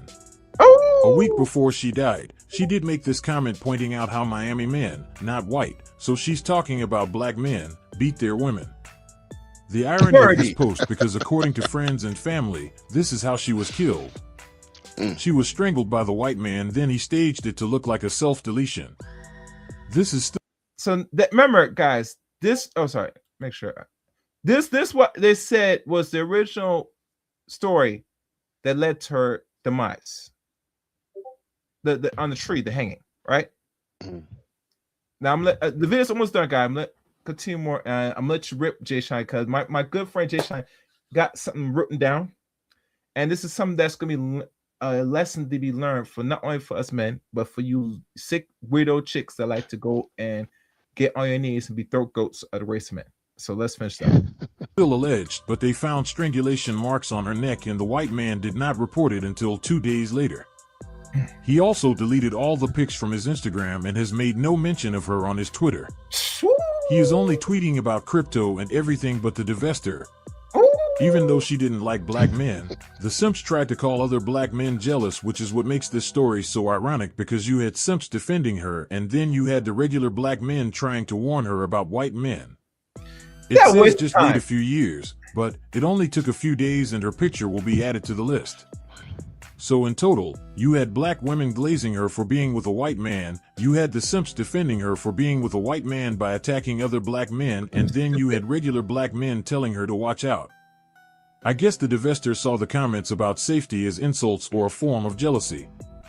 Black men tried to help her, and now she will never get the chance to play in a mixed race baby's hair. Now this video was not made to make fun of the deceased, but to bring to light the violence and murder rate divestors face at the hands of white men. As for me personally, I really don't care about the divester. I am just here to point out the hypocrisy and debunk all the myths about black men that the divester and white men put out there. White men can solve her crime and pay for her funeral. Ask them for help. Links are in the description. All right. That's it. Now, the main course. Jay Shine, my brother, welcome back on this show. Oh my God, what have you got me into? Yo, brother, I just saw this video. To let everybody know, when I play these videos, some of them I've watched for the very first time personally. And normally I take no flaws. And really truly, when I cover these stories, and one thing to let people know, I did not tell you about the Lauren Field Smith follow-up that happened here in the East Coast. It happened in, I think it happened in Bridgeport, Connecticut. I did look up on social media, and I can't pull up the article because I try to run background checks in the back. It don't seem like the article is really, can't say it's fake, but we're not sure who wrote it. But what has been said about Lauren Smith Fields, and let me pull a picture because people don't know who the hell I'm talking about. So let me do that now. Hold on, give me a second, guys. Image. Right. Because this is something happened 4 years ago in the month of January 22nd, 23rd of 2022, I believe. All right, let me see if I have the picture. Here we go. April stream. This is her. She was deleted and a one night stand with some zaddy. And I'm not gonna put all the pictures because you guys could do your own research. And the same person she got deleted looked similar to like this dude. Yeah. Bald head. He had glasses. He looked the same. Ironically.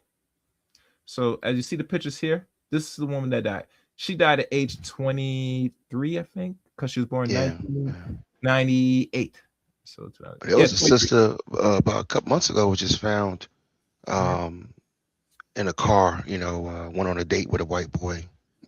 Yeah, Didn't come and home. her body was removed. Yeah. Yeah. It's ridiculous, man. And it was like, and I looked at the car and I was like, well, the car seat position was changed, obviously, to fit a taller person because she was a short girl.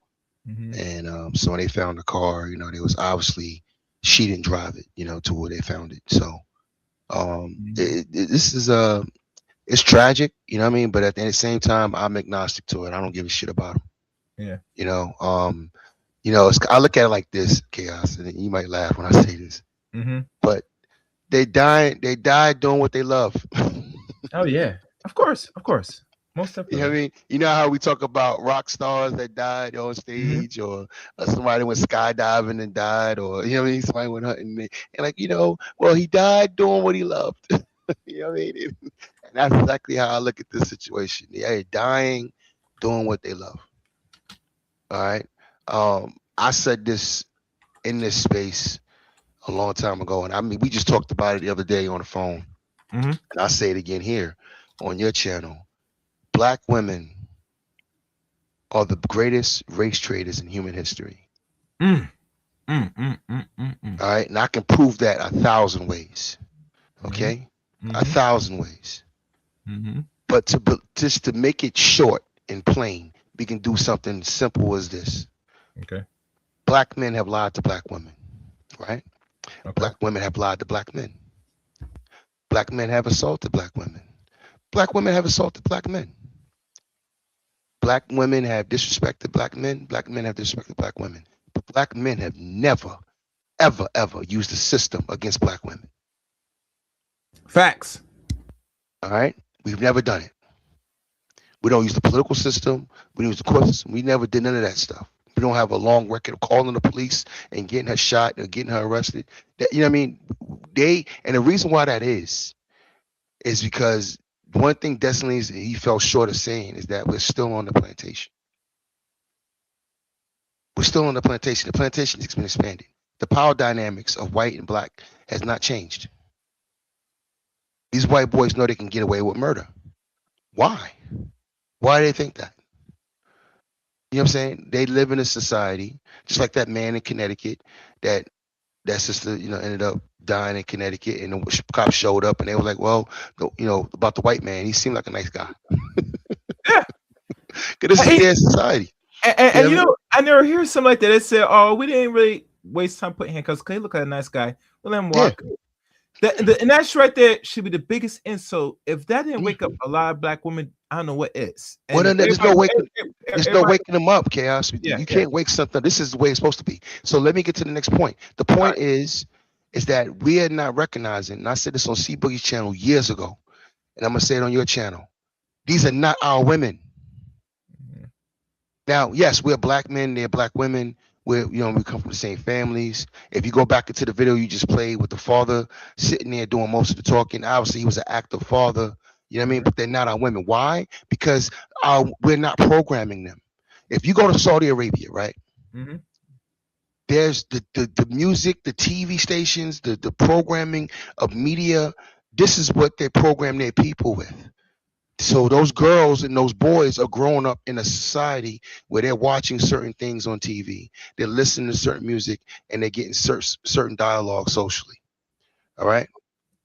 Our women are being raised in a racist, sick society. We're not raising these girls. They're not raised on our programming. You know what I mean? They're not raised on, positivity or, like something like Destiny said earlier when you played the video about having a sister that has her head on straight, knowledge of self and all that kind of stuff. They're not raised on that. They're not raised on knowledge of self. That's why they're walking around here with mustard yellow hair. You know what I mean? Jello green hair, looking crazy. This is a mental. This is so deep. You know what I mean? And we got some sick brothers too, but this is so deep with the women, and I don't think we recognize how deep it is, and we're not dealing with it in the right way as black men. You know what I mean? We're dealing with a sick female. She's gone. Eve was raised in the hood. We talked about this on your channel before. She was raised in the hood. She was a pit bull in a skirt. What made her applicable to be with a white man from Britain? I'm gonna tell you what it is. When I talk about programming, what's the favorite shows of most black women right now? Bridgerton, Queen Charlotte. You know, they had the Scandal, you know, show, which they had scandal parties. You know what I mean? I think Scandal was the most successful, longest running bedwetching show that I know that ran on air. It ran you know for why? 10 years. You know why? Because it induced the fantasy they all have anyway. Right? And it was a perfect dichotomy and dynamic that fit the plantation society that we live in. If you go back to that old Roots show where you had that black girl with that white man in the Roots movie in the series, and he would love me and marry me, but he can't because society is just the way things are, and he can't do it. You know what I mean? Right? It was the same dynamic in Scandal. You have a white president with a white wife. He can't leave his white wife for a black mistress, so he got to keep her as a side chick. Yeah, you know what I mean. He can never cross that line. He can never, you know what I mean. And then on top of that, you had the toxic nature of you had a black senator who was trying to court Olivia Pope, and she's telling him, "No, I could be happy with you with a white picket fence." And this man gave her his grandmother's ring and all that, and she's like, "No, but I need that painful love. I need that difficult love." You know what I mean? Because this is what they are about. They are about drama and nonsense. You know how I know? Because Lori Harvey can have a black engineer like that. Lori Harvey can have a black doctor like that. Lori Harvey can have one of these black athletes, a millionaire, and live a soft life like that. She had Michael B. Jordan, and she fumbled that, and now she reach back. Did you They have all the options in the world amongst black men. So they're playing in our faces, okay? They're playing our faces. Now let's get back to the race thing. Okay. This is a deep fantasy for them. You saw that grandmother wink her eye, huh? Because this is what black women are teaching other black women. Yeah. All right. And it's a deep, deep thing. This is not just an American thing. You can see this in Jamaica. You can see this in Haiti. You can see this in parts of Africa too, because this is about power. All right. Women are natural survivors by nature. But what I mean by that is that they will lay down and be sexually assaulted by 100 men if it's what they got to do to survive or to protect their children. You see what I'm saying? They're natural survivors that way.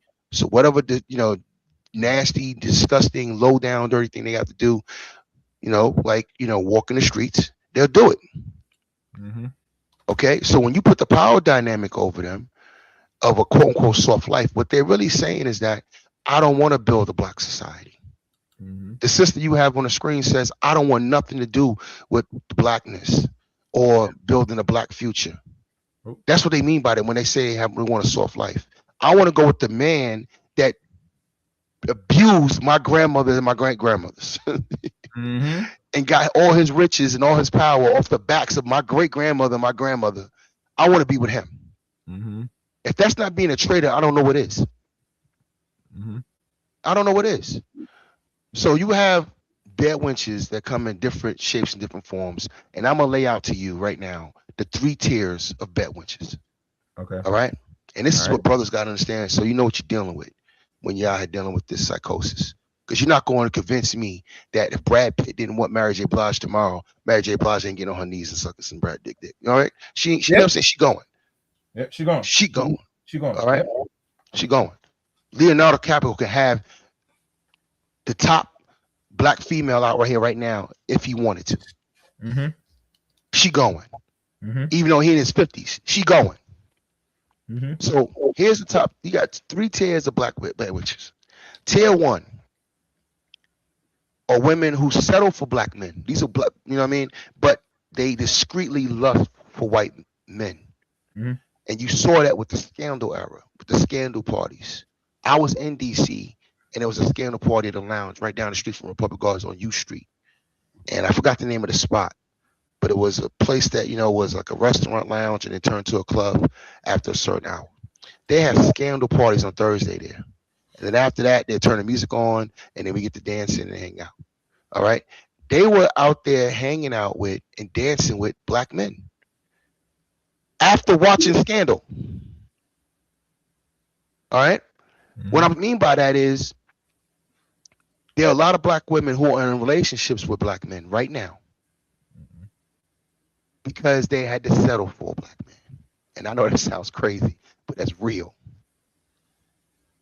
If they could get a David Beckham, they would. And you know how we know? Remember when old girl got married in England? Michelle Markle, whatever her name is. I forgot her first name. But this is a girl who's a octoroon, a quadroon at best, who never identified as being a black woman. But because she had some blackness in her, black woman claimed her and celebrated her getting married to the royals.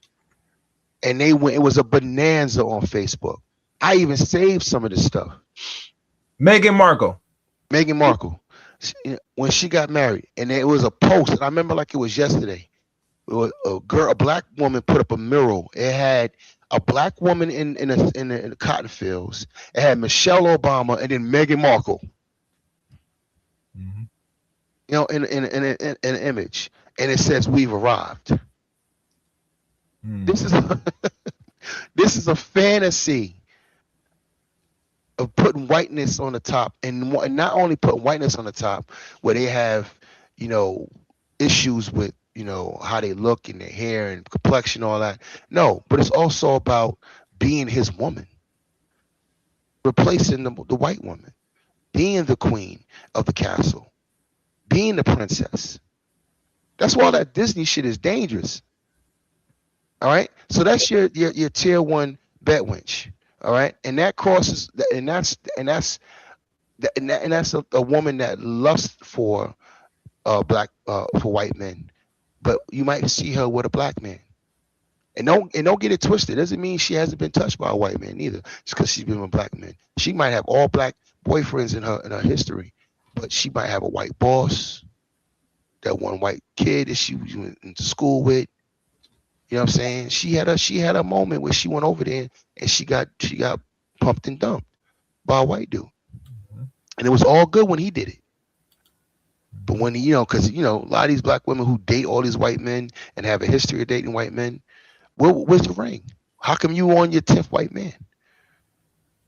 What happened to the white man 2 and 3? Why they didn't wife you? Since it's only black men who don't want to quote unquote step up. So that's your tier one bet winch. A black woman who's with a black man or date, men of color, but she lusts for white men. All right. Tier 2. That's a black woman who dates white men exclusively. All right. She dates white men exclusively, or and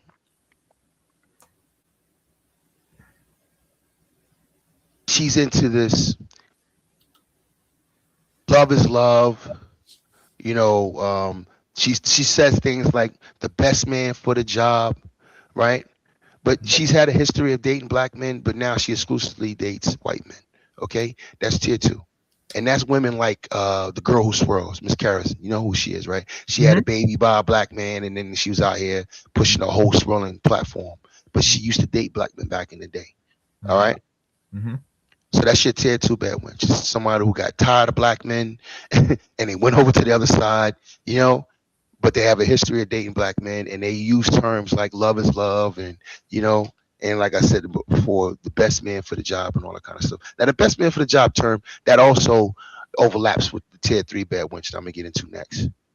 But this sister here is the one that's kind of dangerous because she comes off as cool. She sometimes says, well, I'm not disrespecting black men, I'm just trying something different. These are the women who watch shows like try something new. They're the women right now comparing the new movie out with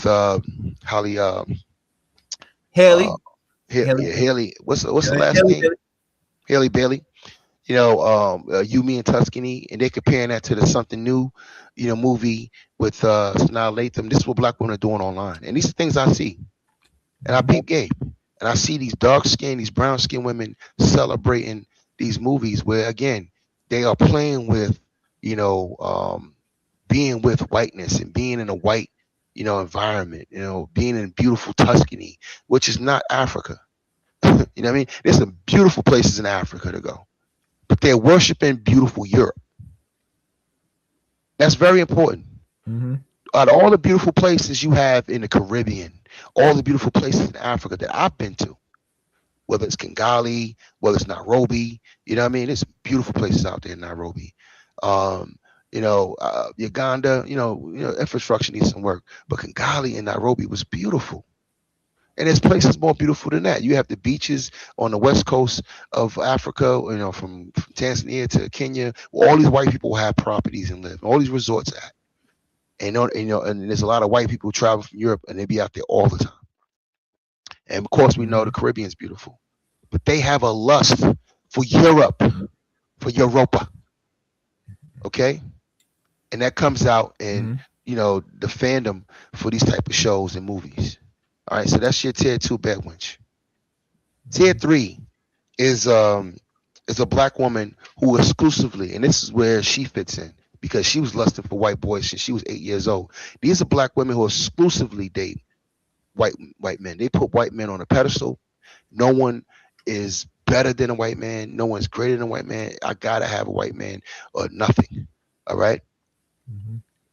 That's the tier 3 bad wench. And there's 2 classes for the tier 3 bad wench. The class B bad wench is the black wench that only exclusively date white men, but she doesn't say anything about black men. She's just over there. You know what I mean? She's over there being, doing her part in her, her escapism.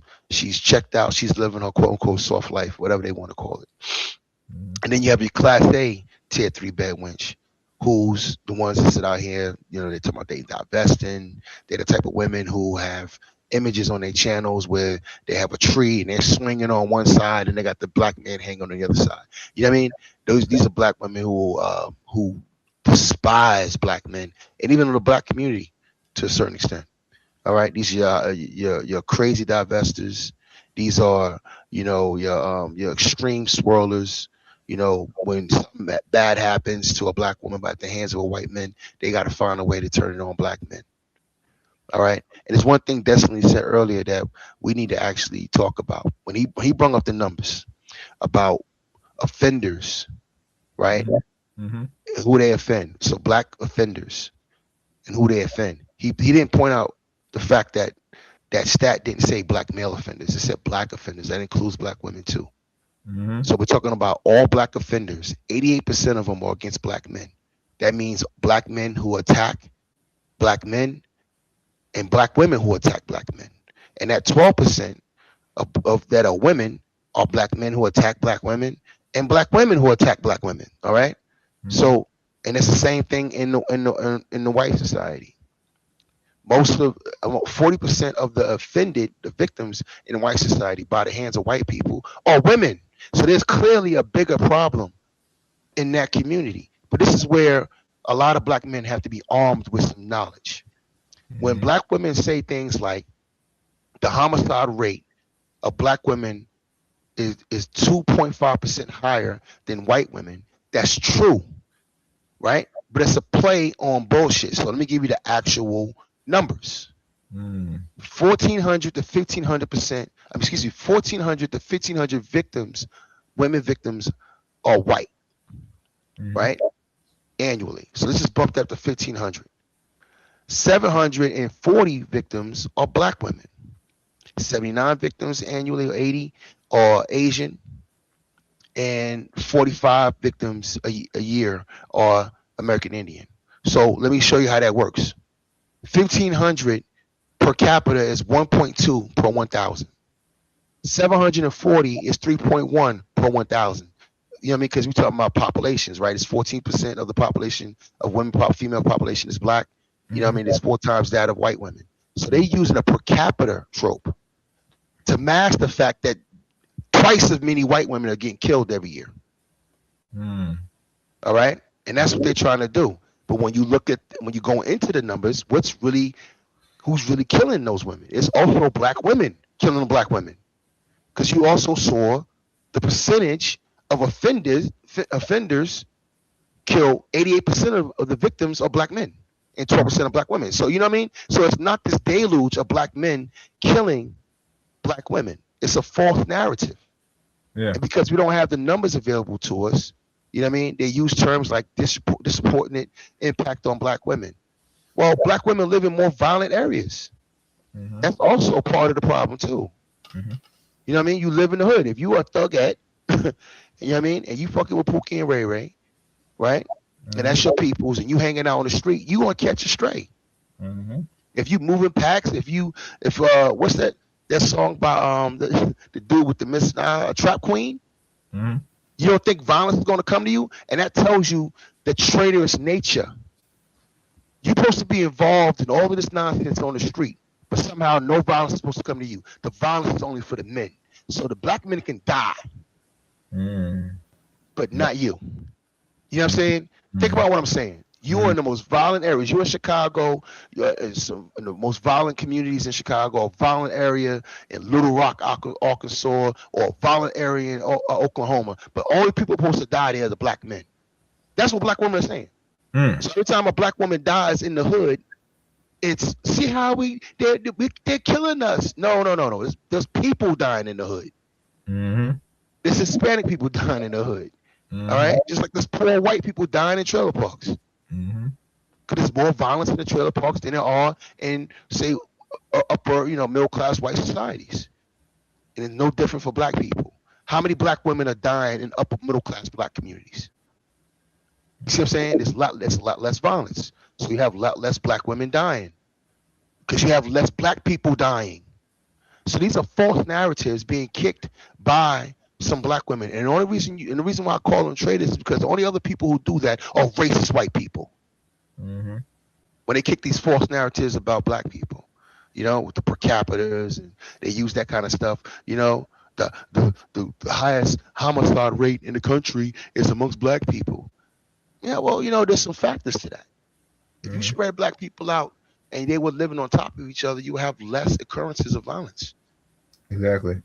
You know what I mean? If that's a simple, fix. If you take black people who are living on top of each other in Brooklyn and you spread them out somewhere in West Virginia, they'll have less occurrences of violence because they're not on top of each other. They're not running into each other. They're not doing certain things around each other. You know what I mean? And then also now let's also bring up their level of poverty. Again, you don't have that level of violence amongst black suburbians. You don't have black male doctors going out here killing other black male doctors. Hell, you don't have black plumbers killing other black plumbers. You know what I mean? That's not something that's hood shit. That's street stuff that goes on. I live and have properties in Stafford County, Virginia. All right. And I remember one year we had a high death toll rate. It was like 7 or 8 people died in that county that whole year. One person was killed by a black person, and that black person wasn't even from the county. He was actually from another state, from Maryland. Came out there and tried to rob some stuff, you know what I mean? And killed the old lady. I don't think he meant to do it, but he killed her. The other people who died out there were at the hands of white men. A white man who killed himself, his children, and his wife. Then you had another white man who just killed his wife. You see what I'm saying? That was all the violence that happened in suburbia America.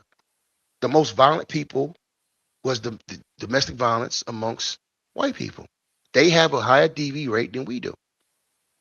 So when these girls say, look, I want to go over there and be with Zaddy, I say go.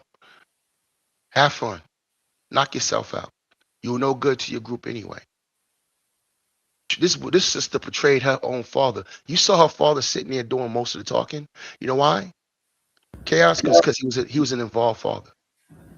And not only that, have you noticed that the father that married the new black woman that looks more natural, she even spoke out.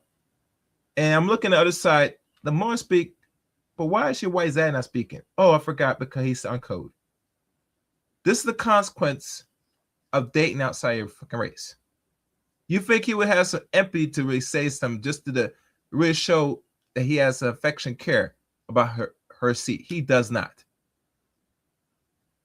Well, he probably wasn't around as long, as most of her life, for one, because she's probably, because I think, her mother got with that white man.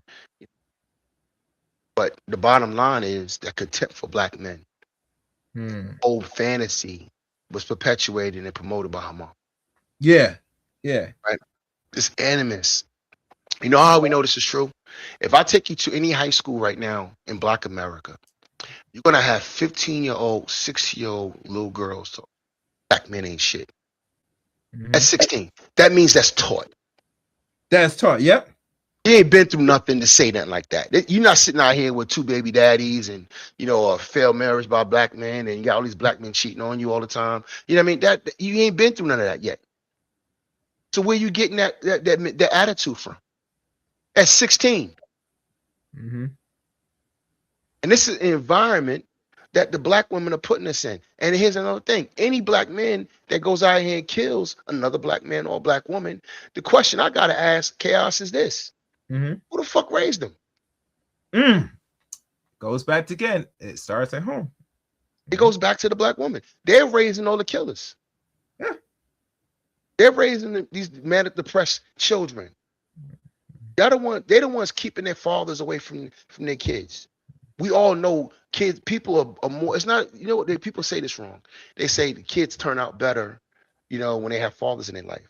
What really needs to be said, and the way people need to put it, Chaos, is that people are more well-adjusted when they have both parents. Yeah. All right. You have a more adjusted and more stable and more grounded person. All right. Now, again, you still can have crazy parents that raise you crazy. You know what I mean? Give an example. When you have women out here with all these tattoos, right? That's guaranteeing that their children will have tattoos. That's guaranteed. Yeah, you're right. So when you see a woman wearing tattoos across the chest, her arm, and all that kind of stuff, a thigh, and all that kind of shit, and you see her son or daughter, a little kid in the baby carriage, that little baby in the baby carriage will be tatted in 16 years. Okay? Yeah. Guaranteed.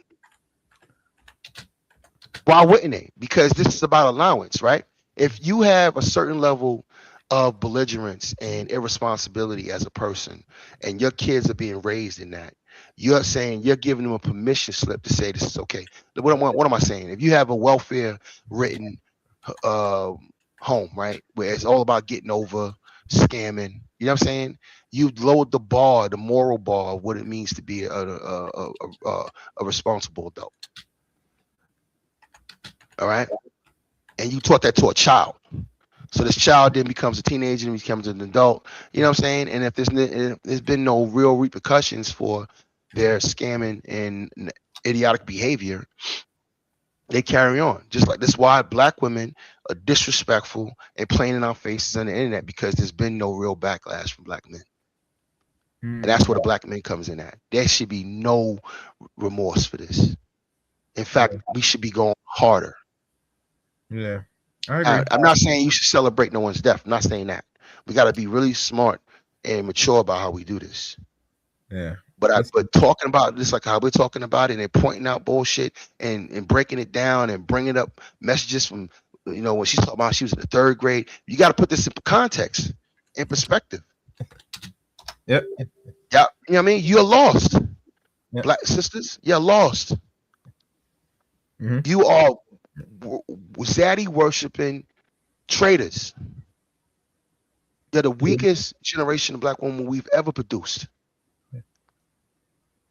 Mm-hmm. And there's no freaking way in the world. Look, Kyle Rittenhouse killed people and got support from his community. But who's his biggest supporter? Who was going around with him and parading around with him and being with him for every step of the way and supporting him? His mother. You know what I'm saying? Yeah. His mother was there every step of the way. So how can white men be in dominant fashion? Look, men can go conquer things on their own, but to maintain power, you need women to do it. You need women who give you children, who give you a home structure, who follow and your lead and stay on code. All right. So the question I would have for black women is this: if having a soft life is because black men don't have it together, don't have their shit together, how the hell can we ever get it together if you're not there? Mm-hmm. You know what I mean? It's a catch-22. It's hypocrisy.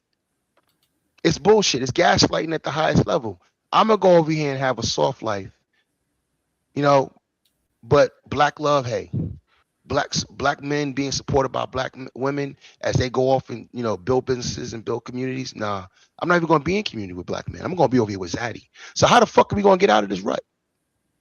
That's why I say they're the greatest traders of all time. Because it's only about themselves. That's all they care about.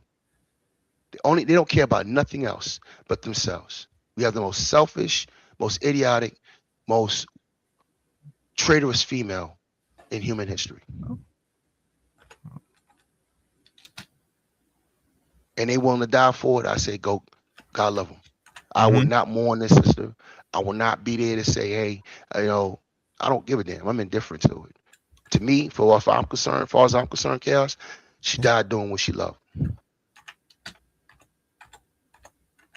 And she looked like she had a good time too. You know, there was traveling and spending money, and she had the red bottoms and the bag. So, you know, that's what mattered to her. That's what mattered to all of them. The soft life. That's what that soft life is about. It's about materialism. It's about stunting on other black women, ironically. You know what I'm saying? It's about, look at me. It's the most immature, low-level shit. There's no high thought to this. There's no high cause, no high purpose. It's low level. And to be there, you have to get on your knees and fucking suck this man. So it's hoeing to it too. This is war culture on a race tip. All right. And one thing I want to say, I want to add on briefly, and make sure you guys like the stream and leave comments at the end of this video, guys. I know I went beyond this. This is more of a serious dialogue and really information that I want you to listen carefully. One thing, Jay Shine, even with the video with Logical, and shout out to Logical for that video because he did some very good research that I'm convinced now. And a lot of women, like you said, don't care. And I don't think they should care, but let's be fair, honest. Most of the women that are gravitated to a lot of these female content creators that showing a false life, you're not questioning how they actually gain their money, what they do, what type of thing that really we look at your content and look at head to toe and say, okay, the way how you move, it makes sense that you do have some, like you have some form of money that adds on to the things that you're showing that you live in an actual life. When we look at, if we look at her whole social media blueprint, right? And I wish I have not looked in deeply, and I don't know if I will or waste time.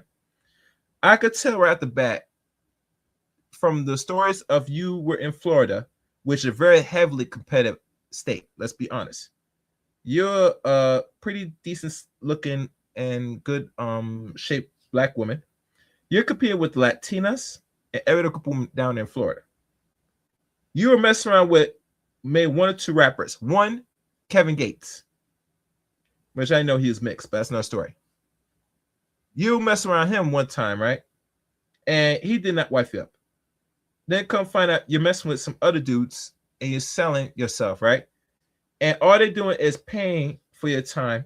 Because at the time you're in your 20s, right? Yeah. But they were not looking forward to lock you down permanently.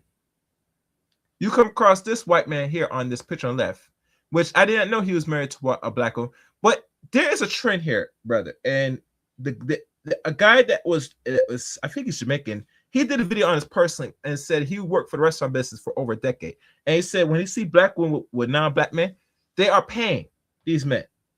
This white dude that's 46 years old got married at age 41 with his black wife. And she looked black, you know, beautiful woman. Had the kids. She was one fitting the bill for this dude. The one thing she got out of the deal, out of all this, and you know I'm about to play. I got to play this because repetition is key. I don't care what she got out of the deal since she was paying for Zaddy. Where the fuck is it? Okay. Hold on. I don't like taking out a soundbite, but I had to do this. This is what she got out of the deal. 21 years military, 13 years overseas since 1994. All the white men I knew during my service military with black baby mamas would never put on child support. Explain this reality, black woman. No, they got their reparations, a mixed baby and a white dude, right? They got their reparations, a mixed baby and a white dude, right? They got their reparations, a mixed baby and a white dude, right? They got their reparations, a mixed baby and a white dude, right? You a goddamn From God! That's what she got out of the deal. The mixed babies. She worked for Google in a tech firm. Funded and gave him the money to go start this little scamming cryptocurrency. He is a cryptocurrency consultant. He does not trade. He's a consultant. That's why when he messed up on a deal, he had to go bankrupt because cryptocurrency is That means he doesn't even have no real money. He never had money. Yeah, so it makes you wonder all these pictures that we see. I'm saying, where is she getting the money from? Who's funding this really? Oh No, well, I mean, look, he has some money now because, you know, if you have a certain amount of crypto, you can cash out, whatever the case might be. Oh yeah, or get some credit cards. You see what I'm saying? So, but he doesn't have any real money because that shit can crash tomorrow. Okay. He could literally lose everything that he see. It's all about potential value, right? That's what stocks are. Yeah. You know, Elon Musk doesn't pull a salary. That's why he doesn't pay taxes. Everything he does is through loans from banks. He lives off loans. Yeah. All right. And those loans are based on the evaluation of the companies or stocks that he has, you know, in companies, whatever the case might be. And this is how it's a game. They will never let you do it, by the way. This is where race comes into play too. Yeah, you're right. White people get to do this exclusively. Banks would never back you, Chaos, because you had, 100,000 shares and something like that. You know what I mean? They might give you some money, but not the kind of money they give these white boys. Yeah. So, that's what we mean by having a power structure. You know, when you have a power structure, you can create your own morality. You can create your own rules. You know what I mean? You can create your own thing, and then turn around and tell other people they're lazy. You know what I mean? They're not working hard enough. When you're out here just running a scam, you know what I mean? The stock market to Bitcoin, all of this shit is speculative, and it's a casino. Yeah. All right? Yeah. It's a way for rich people to take more money and make more money off the money, and they never sold anything.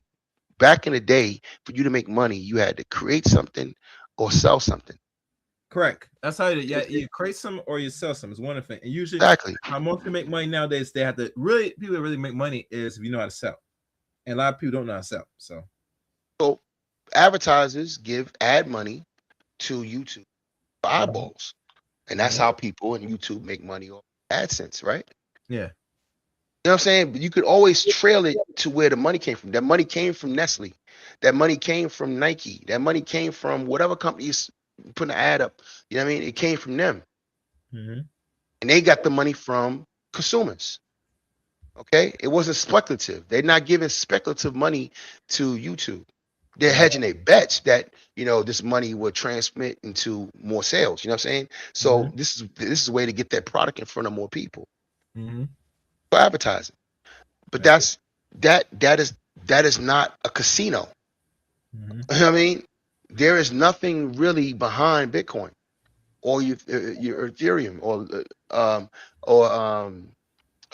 Dogecoin or Donald Trump's coin. You know what I mean? There's nothing behind it. It's just people coming to the fray and saying, I'll buy that. I'm going to hold some of that. All right? No different than when countries hold our bonds. But here's the difference. When people buy up other countries buy up our bonds and buy up our dollars, it's because they need it for something. For instance, they have to buy oil in dollars, right? They have to buy precious metals and other commodities in the world market that are priced in dollars. Those dollars to function, you know what I'm saying, to buy resources. This is all this guy. He could have went belly up tomorrow. Could have lost all of his quote unquote position. That's why they call it a position, because it ain't nothing. It's just a position. You know what I mean? You could have lost his position tomorrow. If I take all my earnings and because you got to diversify. I have money in the stock market. I have what people call a 401k, it's a TSP. I have a money market account, right? And I have Roth IRA. I have 2 Roth IRAs actually. Okay. And I also have property. I own shit. You know what I'm saying? I have physical property, land and houses. I got commercial property and I got residential property. Okay. So my portfolio is diversified because tomorrow we could end up in a depression. The stock market can go belly up, and everything I fucking put into the stock market through my 401k, my TSP, and R4A is gone.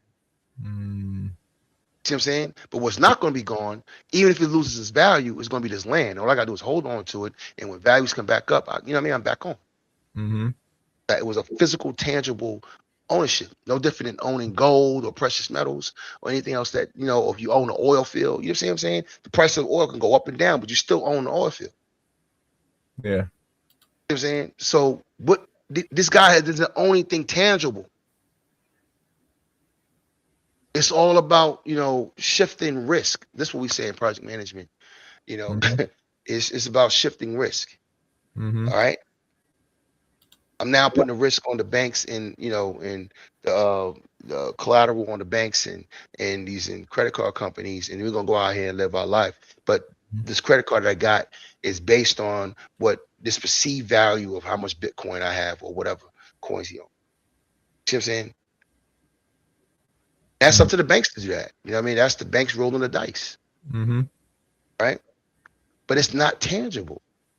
It's not real. It's a casino. These girls don't care nothing about none of that shit. They don't care about none of that. You know what I mean? Because when I sit here and talked about Lori Harvey can have a doctor tomorrow, an engineer tomorrow, because you got guys out here own plumbing companies that are making $1.5, $2 million a year. Okay, you got guys out here who are running maintenance for power lines, and you know what I mean, and doing maintenance on cell phone towers, making $2-3 million a year. Okay, you know that's a nice life. You got doctors out here, of course, making $500 to $1 million a year, right? But they don't want none of that. That's tangible. You know why that's more tangible? Because those professions are never going away.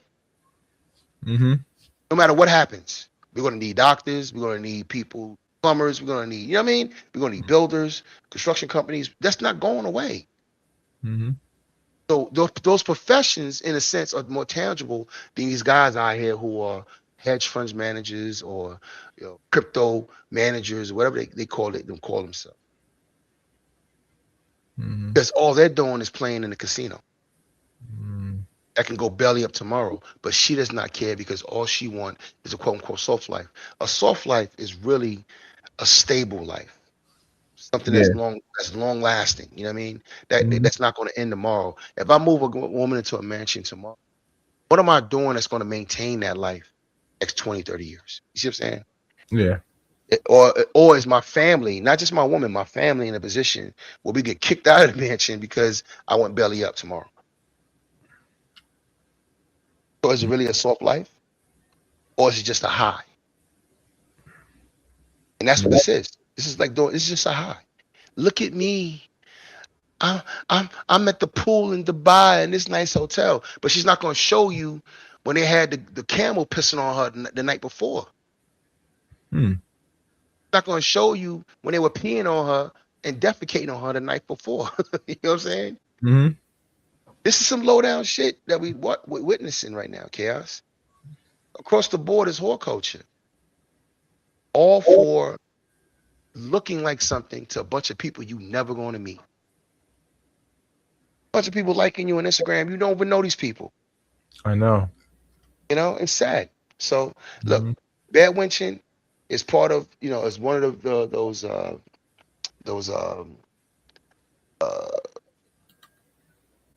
mentalities that came off the you know, plantation, and it's not going anywhere anytime soon. But we as black men gotta stop allowing black women to play in our face. Ain't walking around here talking about the 92%. They playing in our face. Yeah. Okay? Because we all know 86% of black people voted for Kamala Harris. So when you have these black women saying they're 92%, then they're separating themselves from black men when they say that. These are markers. You know what I mean? These are things that you need to peep. When you have a black woman running around saying 92%, she's still down with you, she's a tier 1 bad witch. Right? She's a tier 1 bad witch.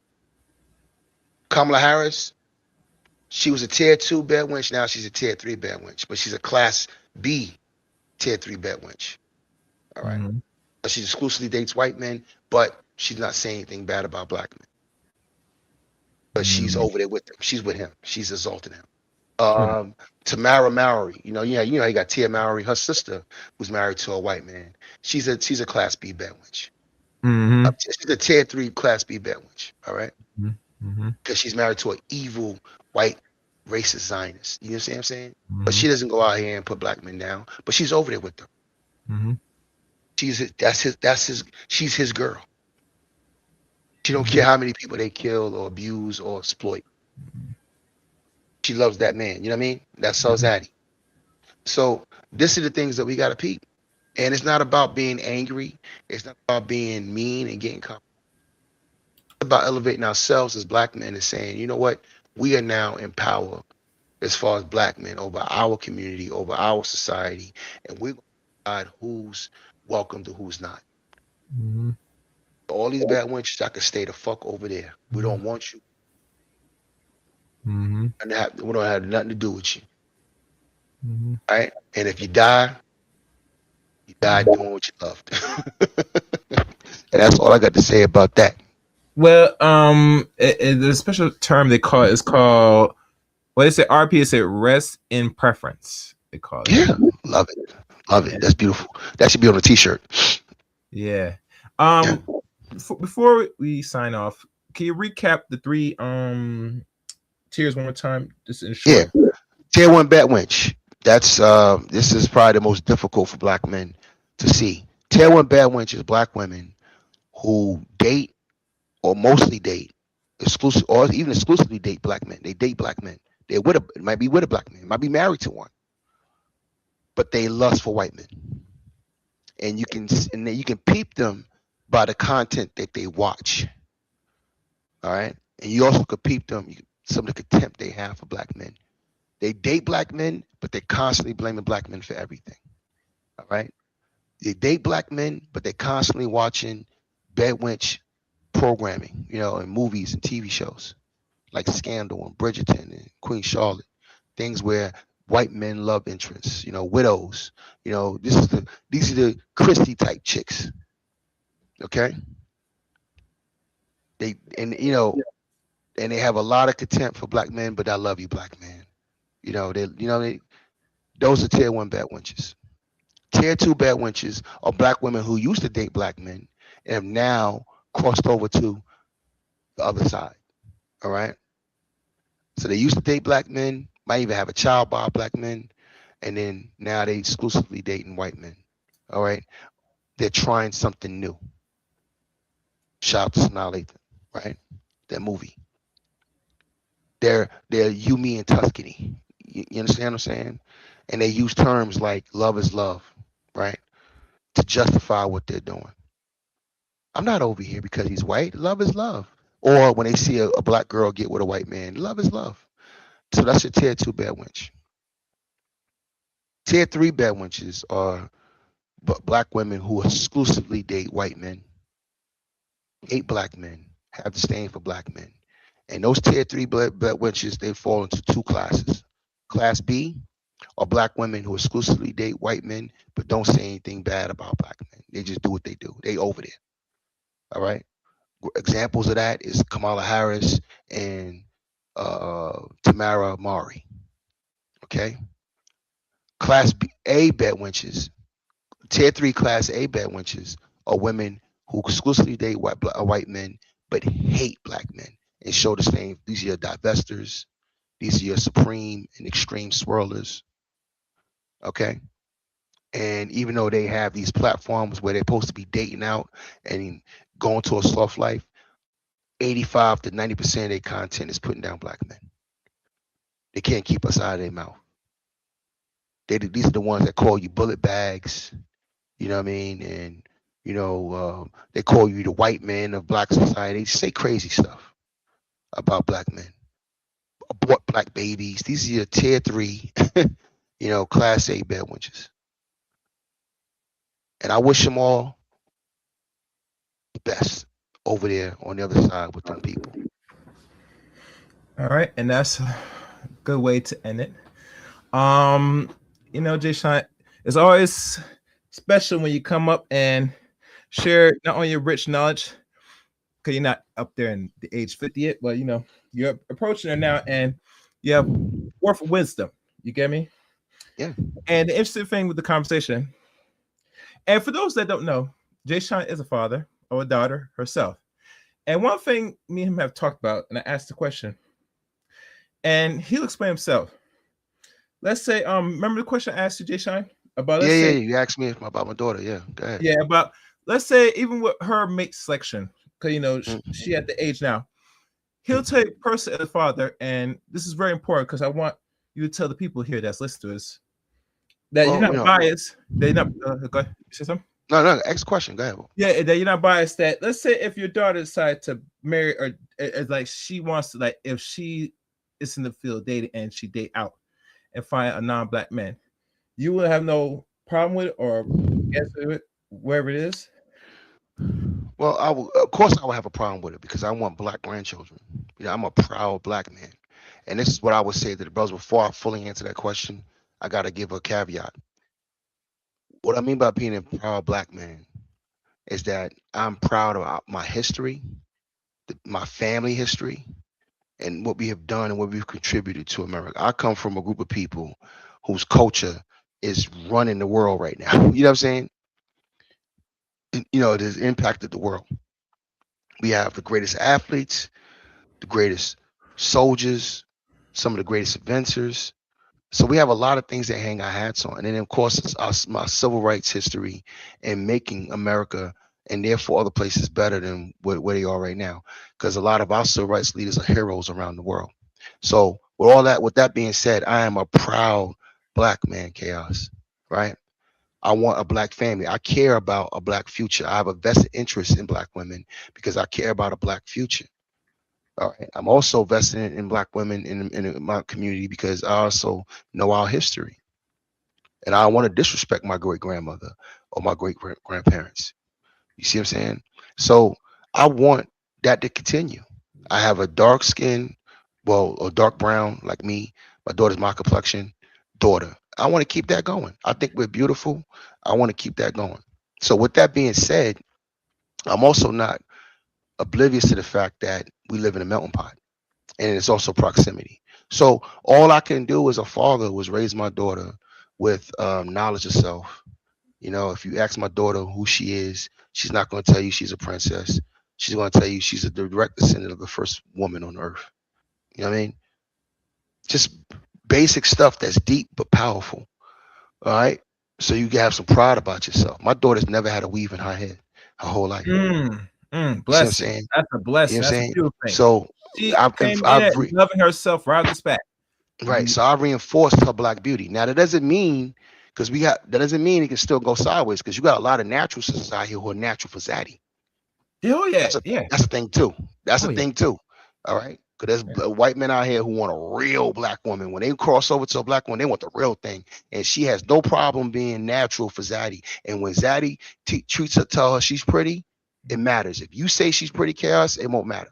It won't hit the same. It won't hit the same. If she got her afro and her curls and the white man says she loves it, oh, I never felt so beautiful in my life, even though black men have been telling her she's beautiful all her life. All right. So with that being said, I have taught my daughter to appreciate herself because that's all I can do and reinforce it, which means I had to pay the money for it. I had to pay for her hair care products. I had to pay for, you know what I'm saying, her hair appointments. I had to pay for it because I'm a father and this is what I want. I want her to be natural. I got to make sure that she can maintain her, her scalp and, everything that comes along with having 4C hair, right? Mm-hmm. But if she came home with a white dude, it depends on what kind of white dude. All right. Okay. Is this somebody, if this one of one of the good ones, and it depends on how they met. It depends on the type of white guy and it depends on how they met. If it comes to my knowledge that my daughter has been out here bedwenching and, throwing herself at a white man and slutting herself out to white men, I don't think we will have much of a relationship. And I know that sounds harsh. How can you do that to your daughter? No. How can she do that to me? Exactly. How can she do that to her family history? That's the question you got to ask yourself. See, they got things so fucking twisted out here. You know, when you hear these black women out here, how can you judge her? You know, and black women get killed by black women too. And, you know, does color matter? Why we don't care? Why would you even ask black men to give a fuck about a bad wench? Exactly. That's playing in our face. Mm-hmm. Now, closer to home is my own daughter. Of course, it's my daughter, so it's not as easy for me to sit here and say I don't love her and I'm done with her for life. But our relationship is never going to be the same. Mm-hmm. All right, I have to put my daughter, yes, at arm's length, Mm-hmm. because I don't co-sign how she's living. I don't support it. Exactly. I don't believe in it, and I'm not going to subsidize it. Mm-hmm. So, for all intents and purposes, she's an adult. She gets to live her life. It's her life, but she's going to have to do that on her own. Yeah. All right, and our relationship will never be the same. Right, Mm. but if an example, Tahanji Jackson, we talked about this on the phone. Mm-hmm.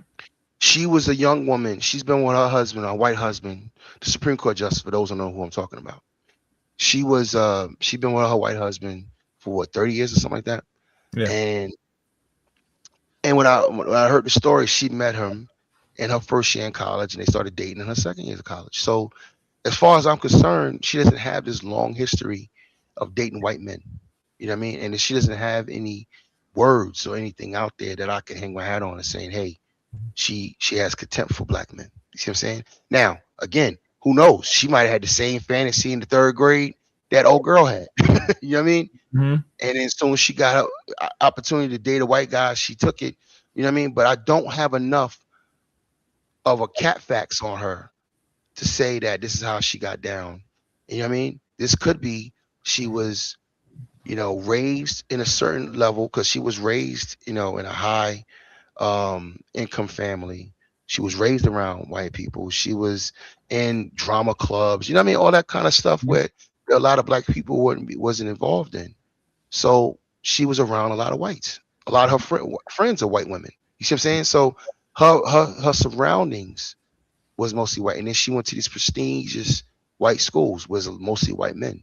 So, you know, that situation there, if I'm a father and I pay my daughter to go be in that surrounding, and she's in an environment with predominantly white men, how can I be mad if that's who she gets? She found somebody to get along with. You see what I'm saying? Yes. Again, it's not my preference. Mm-hmm. It's not my preference, but it's how it's done. Yeah. You know what I mean? It's how it's done, and then, you know, of course, who she's doing it with. Because a lot of these women, sisters, are hooking up with straight up white supremacists. They hooking up with nefarious dudes. They're not even hooking up with, you know, these benevolent, woke, you know what I mean? Like, you know, educated, smart guys that, you know what I'm saying, that you wouldn't mind, you know what I'm saying? Like, I'll give you an example. Let's think of a white man that we all know is not racist. Ooh, that's challenging. I know, right? Like somebody we know, you know, that can come to the cookout and we know is down. I could probably name. I didn't want to say it. I would say Machine Gun Kelly. He has a black brother, and he said he don't. He's a racist. Okay. Machine Gun Kelly came on. This is another thing about black, but I'm glad you brought him up.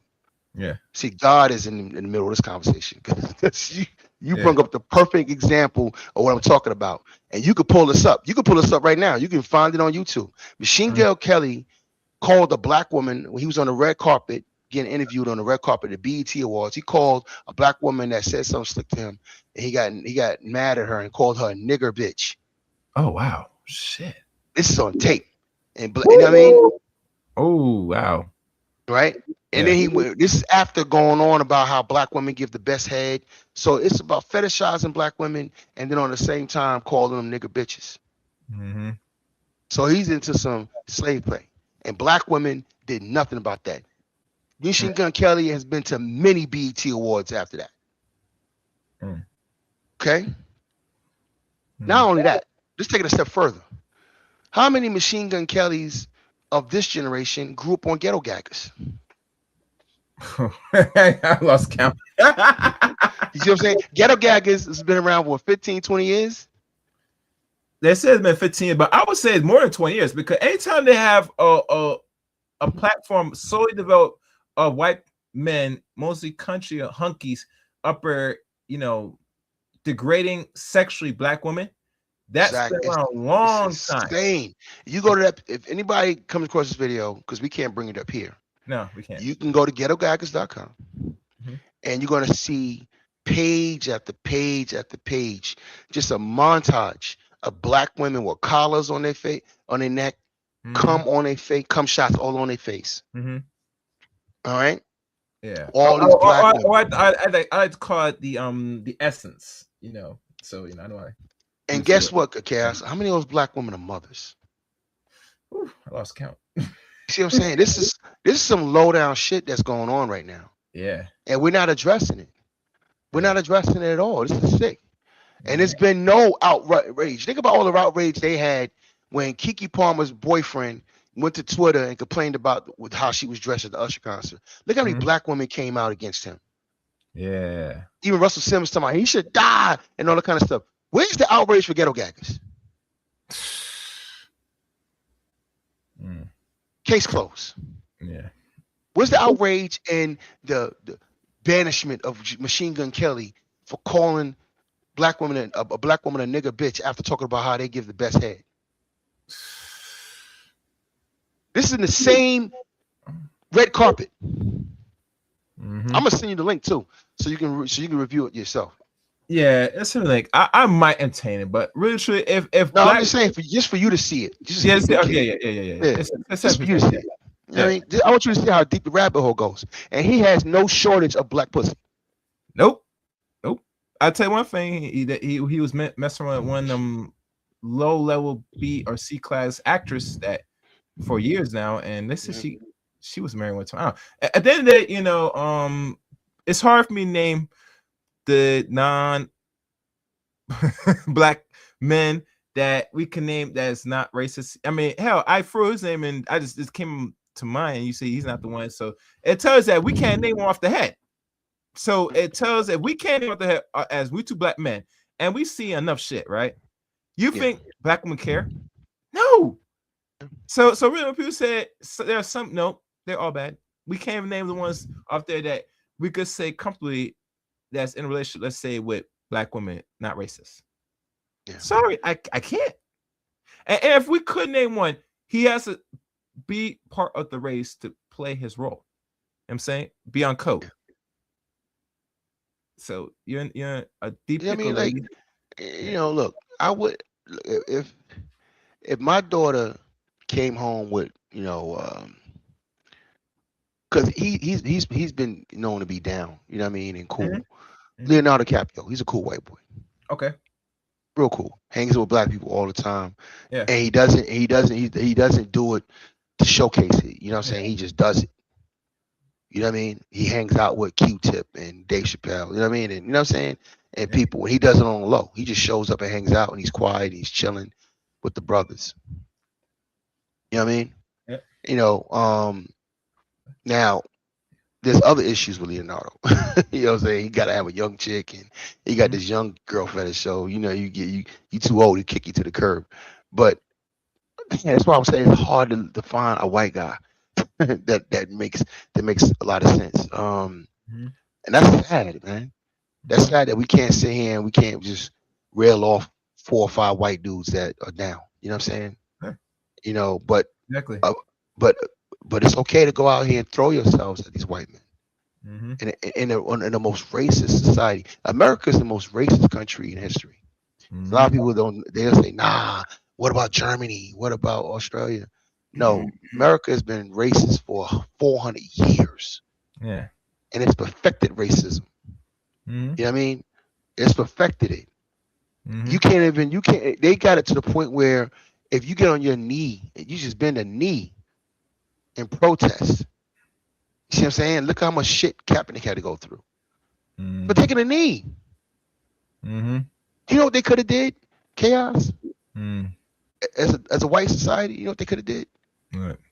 Just ignored them.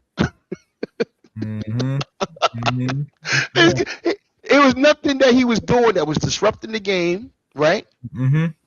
Disrupting their lives. He wasn't doing nothing obscene and profane. In fact, he was first sitting out. It was a white boy that was an Army Ranger and said, "This is what we do under duress.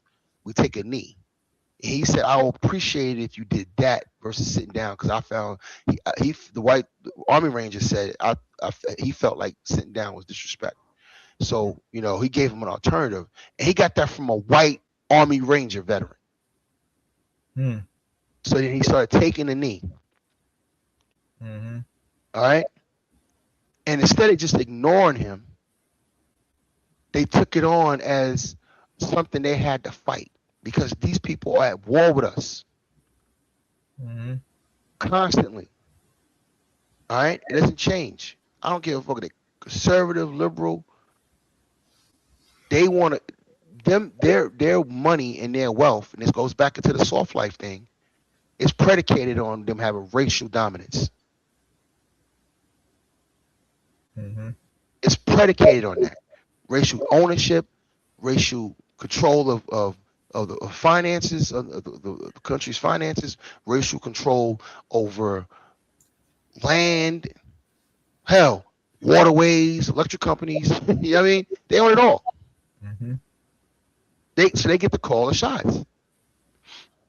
Most of our politics is about them arguing about how they're going to pass a law to make that we got to live by. Not them. They can do what they want to do, but they're going to make us live by what they want to live. You see what I'm saying? It's about dominance. Yeah.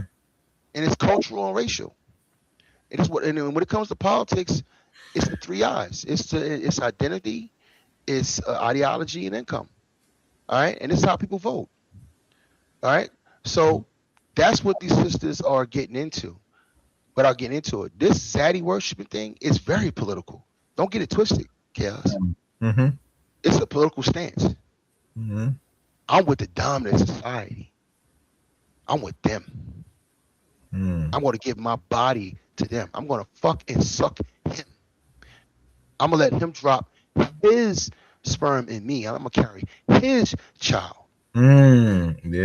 And I don't give a fuck about the future of my own community, even though it was people, black men in the past, that gave you every right that you have.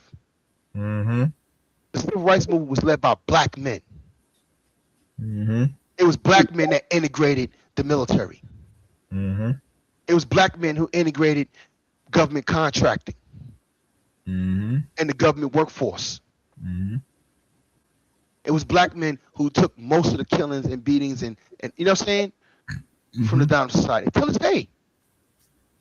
And that's not to say no black woman has ever died or got attacked or or sexual assault. We're not talking about that. We're talking about volume. All right. If you look at the thousands of lynchings over the last 100 years, that happened after slavery or after Reconstruction, right? Only a handful of them were women. So that's what I'm saying. We're playing cute. So we got 4,000 lynchings, 30 of them were women. So we're going to make it an equal. So it's 3,970 black men and 30 women. Oh, it's black men and black women were lynched. You see what I'm saying? It's that false equivalency. Not equal. It's never equal. You know what I'm saying? Exactly. And it's in a way to dismiss us. So now when we talk about the civil rights movement, now we got to talk about every black woman who carried a typewriter, delivered a note. You know what I'm saying?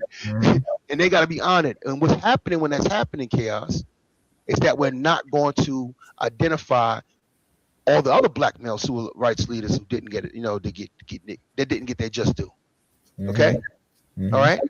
And that circles right back to today, why I say they're the biggest traitors. Because you see that 92% thing, they're doing the same fucking exact thing. Black men have been the most progressive male in American history. Election after election after election after election. And look what it's gotten us. Nothing. No admiration, no respect, no nothing. In fact, we're going to sit here and talk crazy to you in 2024 during election season because of some polls. We're going to chastise black men. We're going to talk down to black men as if they're children. You see what I'm saying? But you're not going to say nothing to these Hispanics who are voting 55% for Republicans. You see what I'm saying? You see what I'm saying? This is about plantation politics as usual. And we're on the bottom of that totem pole. And it's time for us to stop playing, letting us be played with. And we should never allow our own woman to play in our face because it makes us look weak. So I like the pushback that we get right now. I want us to get colder with it. I want us to get real cold with it. All right? Real callous. All right, Jay Shine. Thank you for coming up.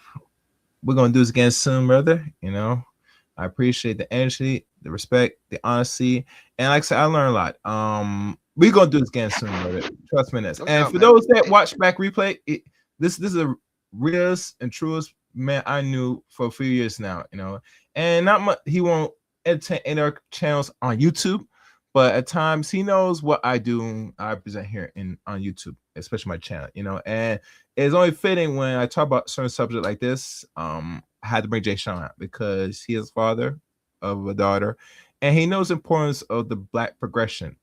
And like always, Black men, we have to do more and work with each other more because, like I said, it's all we got. We are all we got. But the people that are around us, they work overtime to try to decipher and cause more confusion amongst the community, especially amongst us as Black men. So thank you. Quick, I appreciate that.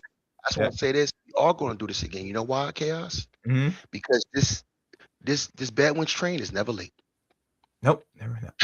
Yep, never. Never late. This is going to. This, you know what I mean? We're going to have another time. You know what? What this happens again. Yeah. And I'll tell people many times I might do a follow through if this dude might be doing some jail time. I doubt it, but we'll see. Because right now they're running the body right now. I think they're complete now, so we should know anytime now what's the situation. Yeah, and Chaos, we don't know what happened. And I'm gonna say you like this. I said this when Sandra Bland came up dead. I said this when Sandra Bland came up dead. They was they killed her in jail. I saw a little differently. I saw facts. I saw things like the fact that how she was talking. We've seen that before. All that performative, I'm bad and you powerless Negro. Right? You behind enemy lines, you're powerless. Act like it. Stop bumping off. All of that, we know where that comes from. But when her bail was only $500 and no one bailed her out, maybe she was unloved. Maybe she felt like she didn't have anybody. You see what I'm saying? Okay. So in this situation in Tanzania, these Black women put so much stock in Zaddy, in this fantasy. And when that fantasy starts turning into a nightmare, that to me is a motive for self-deletion. You see what I'm saying? It's no different when white men jump out of windows when they lose it all on Wall Street. All right, Jay. Sorry. All right, we're gonna do this. All right, man. Later. Remember, life is life. Life is business. You know, you forgot your saying. Yeah, man. Yeah, business is life and life is business. So y'all make sure y'all handle yours. I'm out. All right, take care. All right, guys. That's Jay Shine, my good friend. Like always, he always keep the fire lit. And if you want to learn anything, and then you miss anything, catch replay of this one. I promise you won't regret.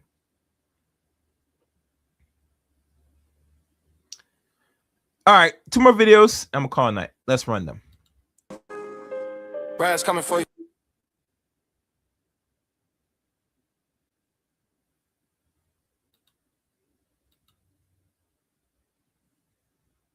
Too late.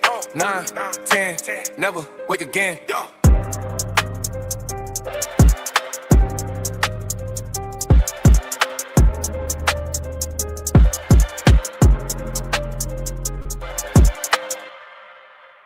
Divester Memorial. What happened to Wait. Divester? This was the whole crew song. I got find this video of all of us singing in the kitchen.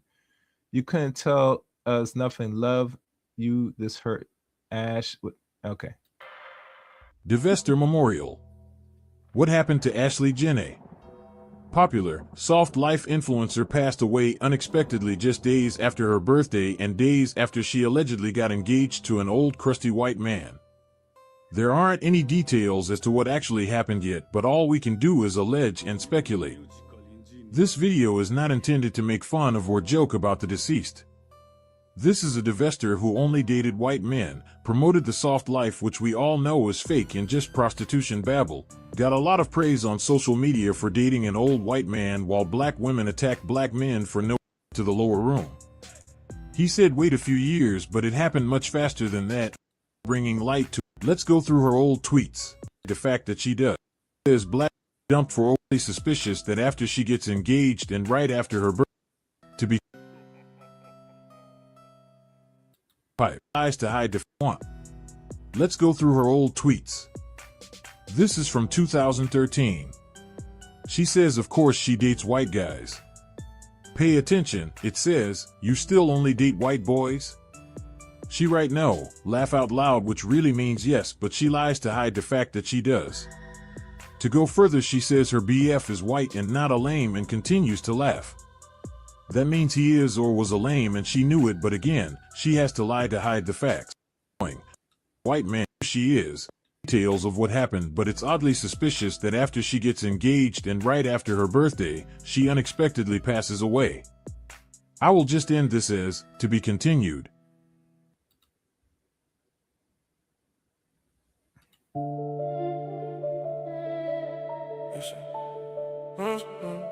She said,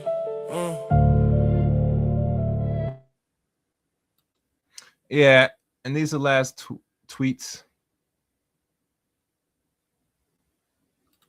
Fast forward it. That's her mother.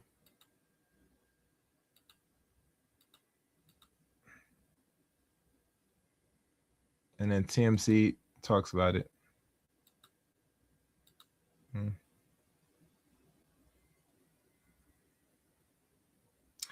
All right.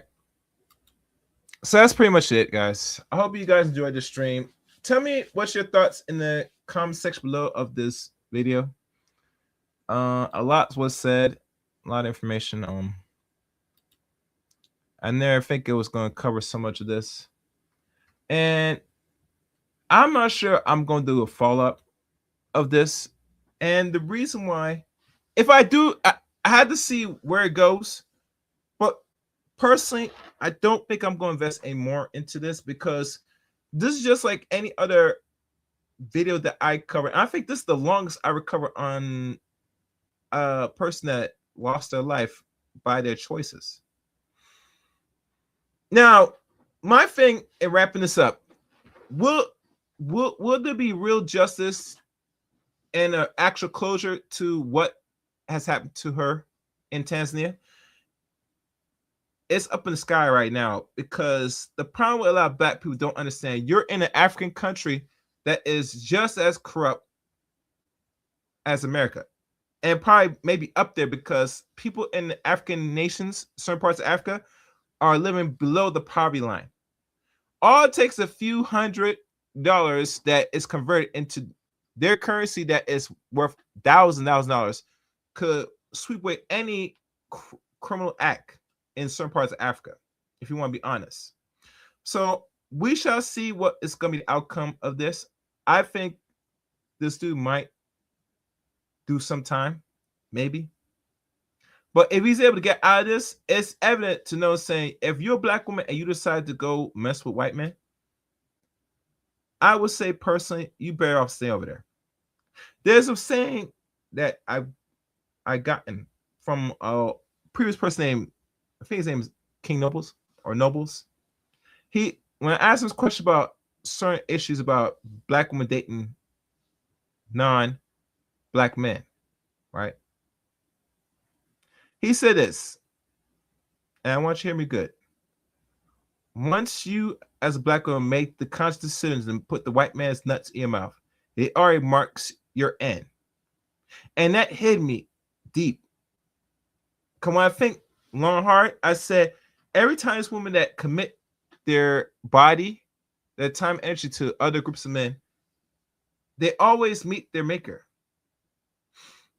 So that's the only thing I see the outcome of all this. They could keep using black men as scapegoats all day, all night they want. But then we see what is the outcome of when you go over the fence. It's not that good.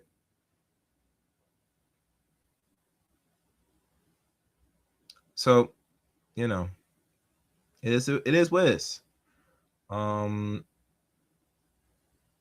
Yeah, that's bad. It's just bad, you know. And like I said, I think most black men overall are indifferent now of this. There are some dudes that's gonna be simping and they're gonna say some things to demonize other black men that made fun of. But at this point, like most black men, they just don't give a crap at this point, you know, because you made your bed and you line it. Hell, these women were making parties off Kevin Samuel's death because he tried to educate them about, you know, your outcomes. So why black men should have a heart now? Maybe because we should, because we black? No, I don't think that's gonna happen. You're not gonna find a lot of black men make fun of this. All they know is they're gonna just look at black women and the ones that date out. I said, not when I told you so, but now you gotta stay over there. Anyhow, thank y'all for watching today's stream. Make sure to like, comment, and subscribe to the channel. And make sure to hype this video. Hype it up when it's done. And like always, follow my social media link. Their links are in the description below. Thank you for watching. Until next time, and I mean until next time. Let chaos reign.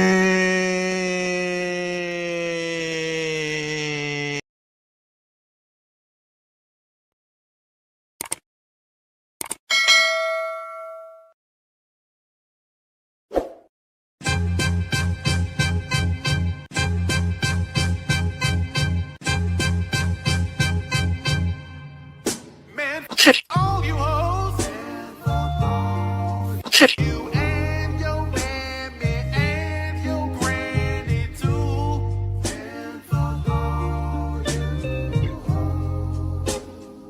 I'm sick of this shit. All you hoes.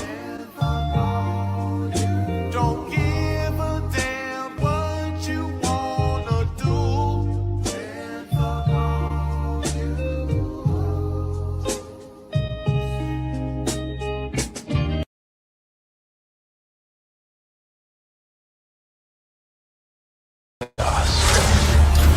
They like the chaos. They like the chaos. So when you're able to Chaos. let that chaos reign with, Chaos. let that chaos reign with, Chaos. let that chaos reign with, Must reign.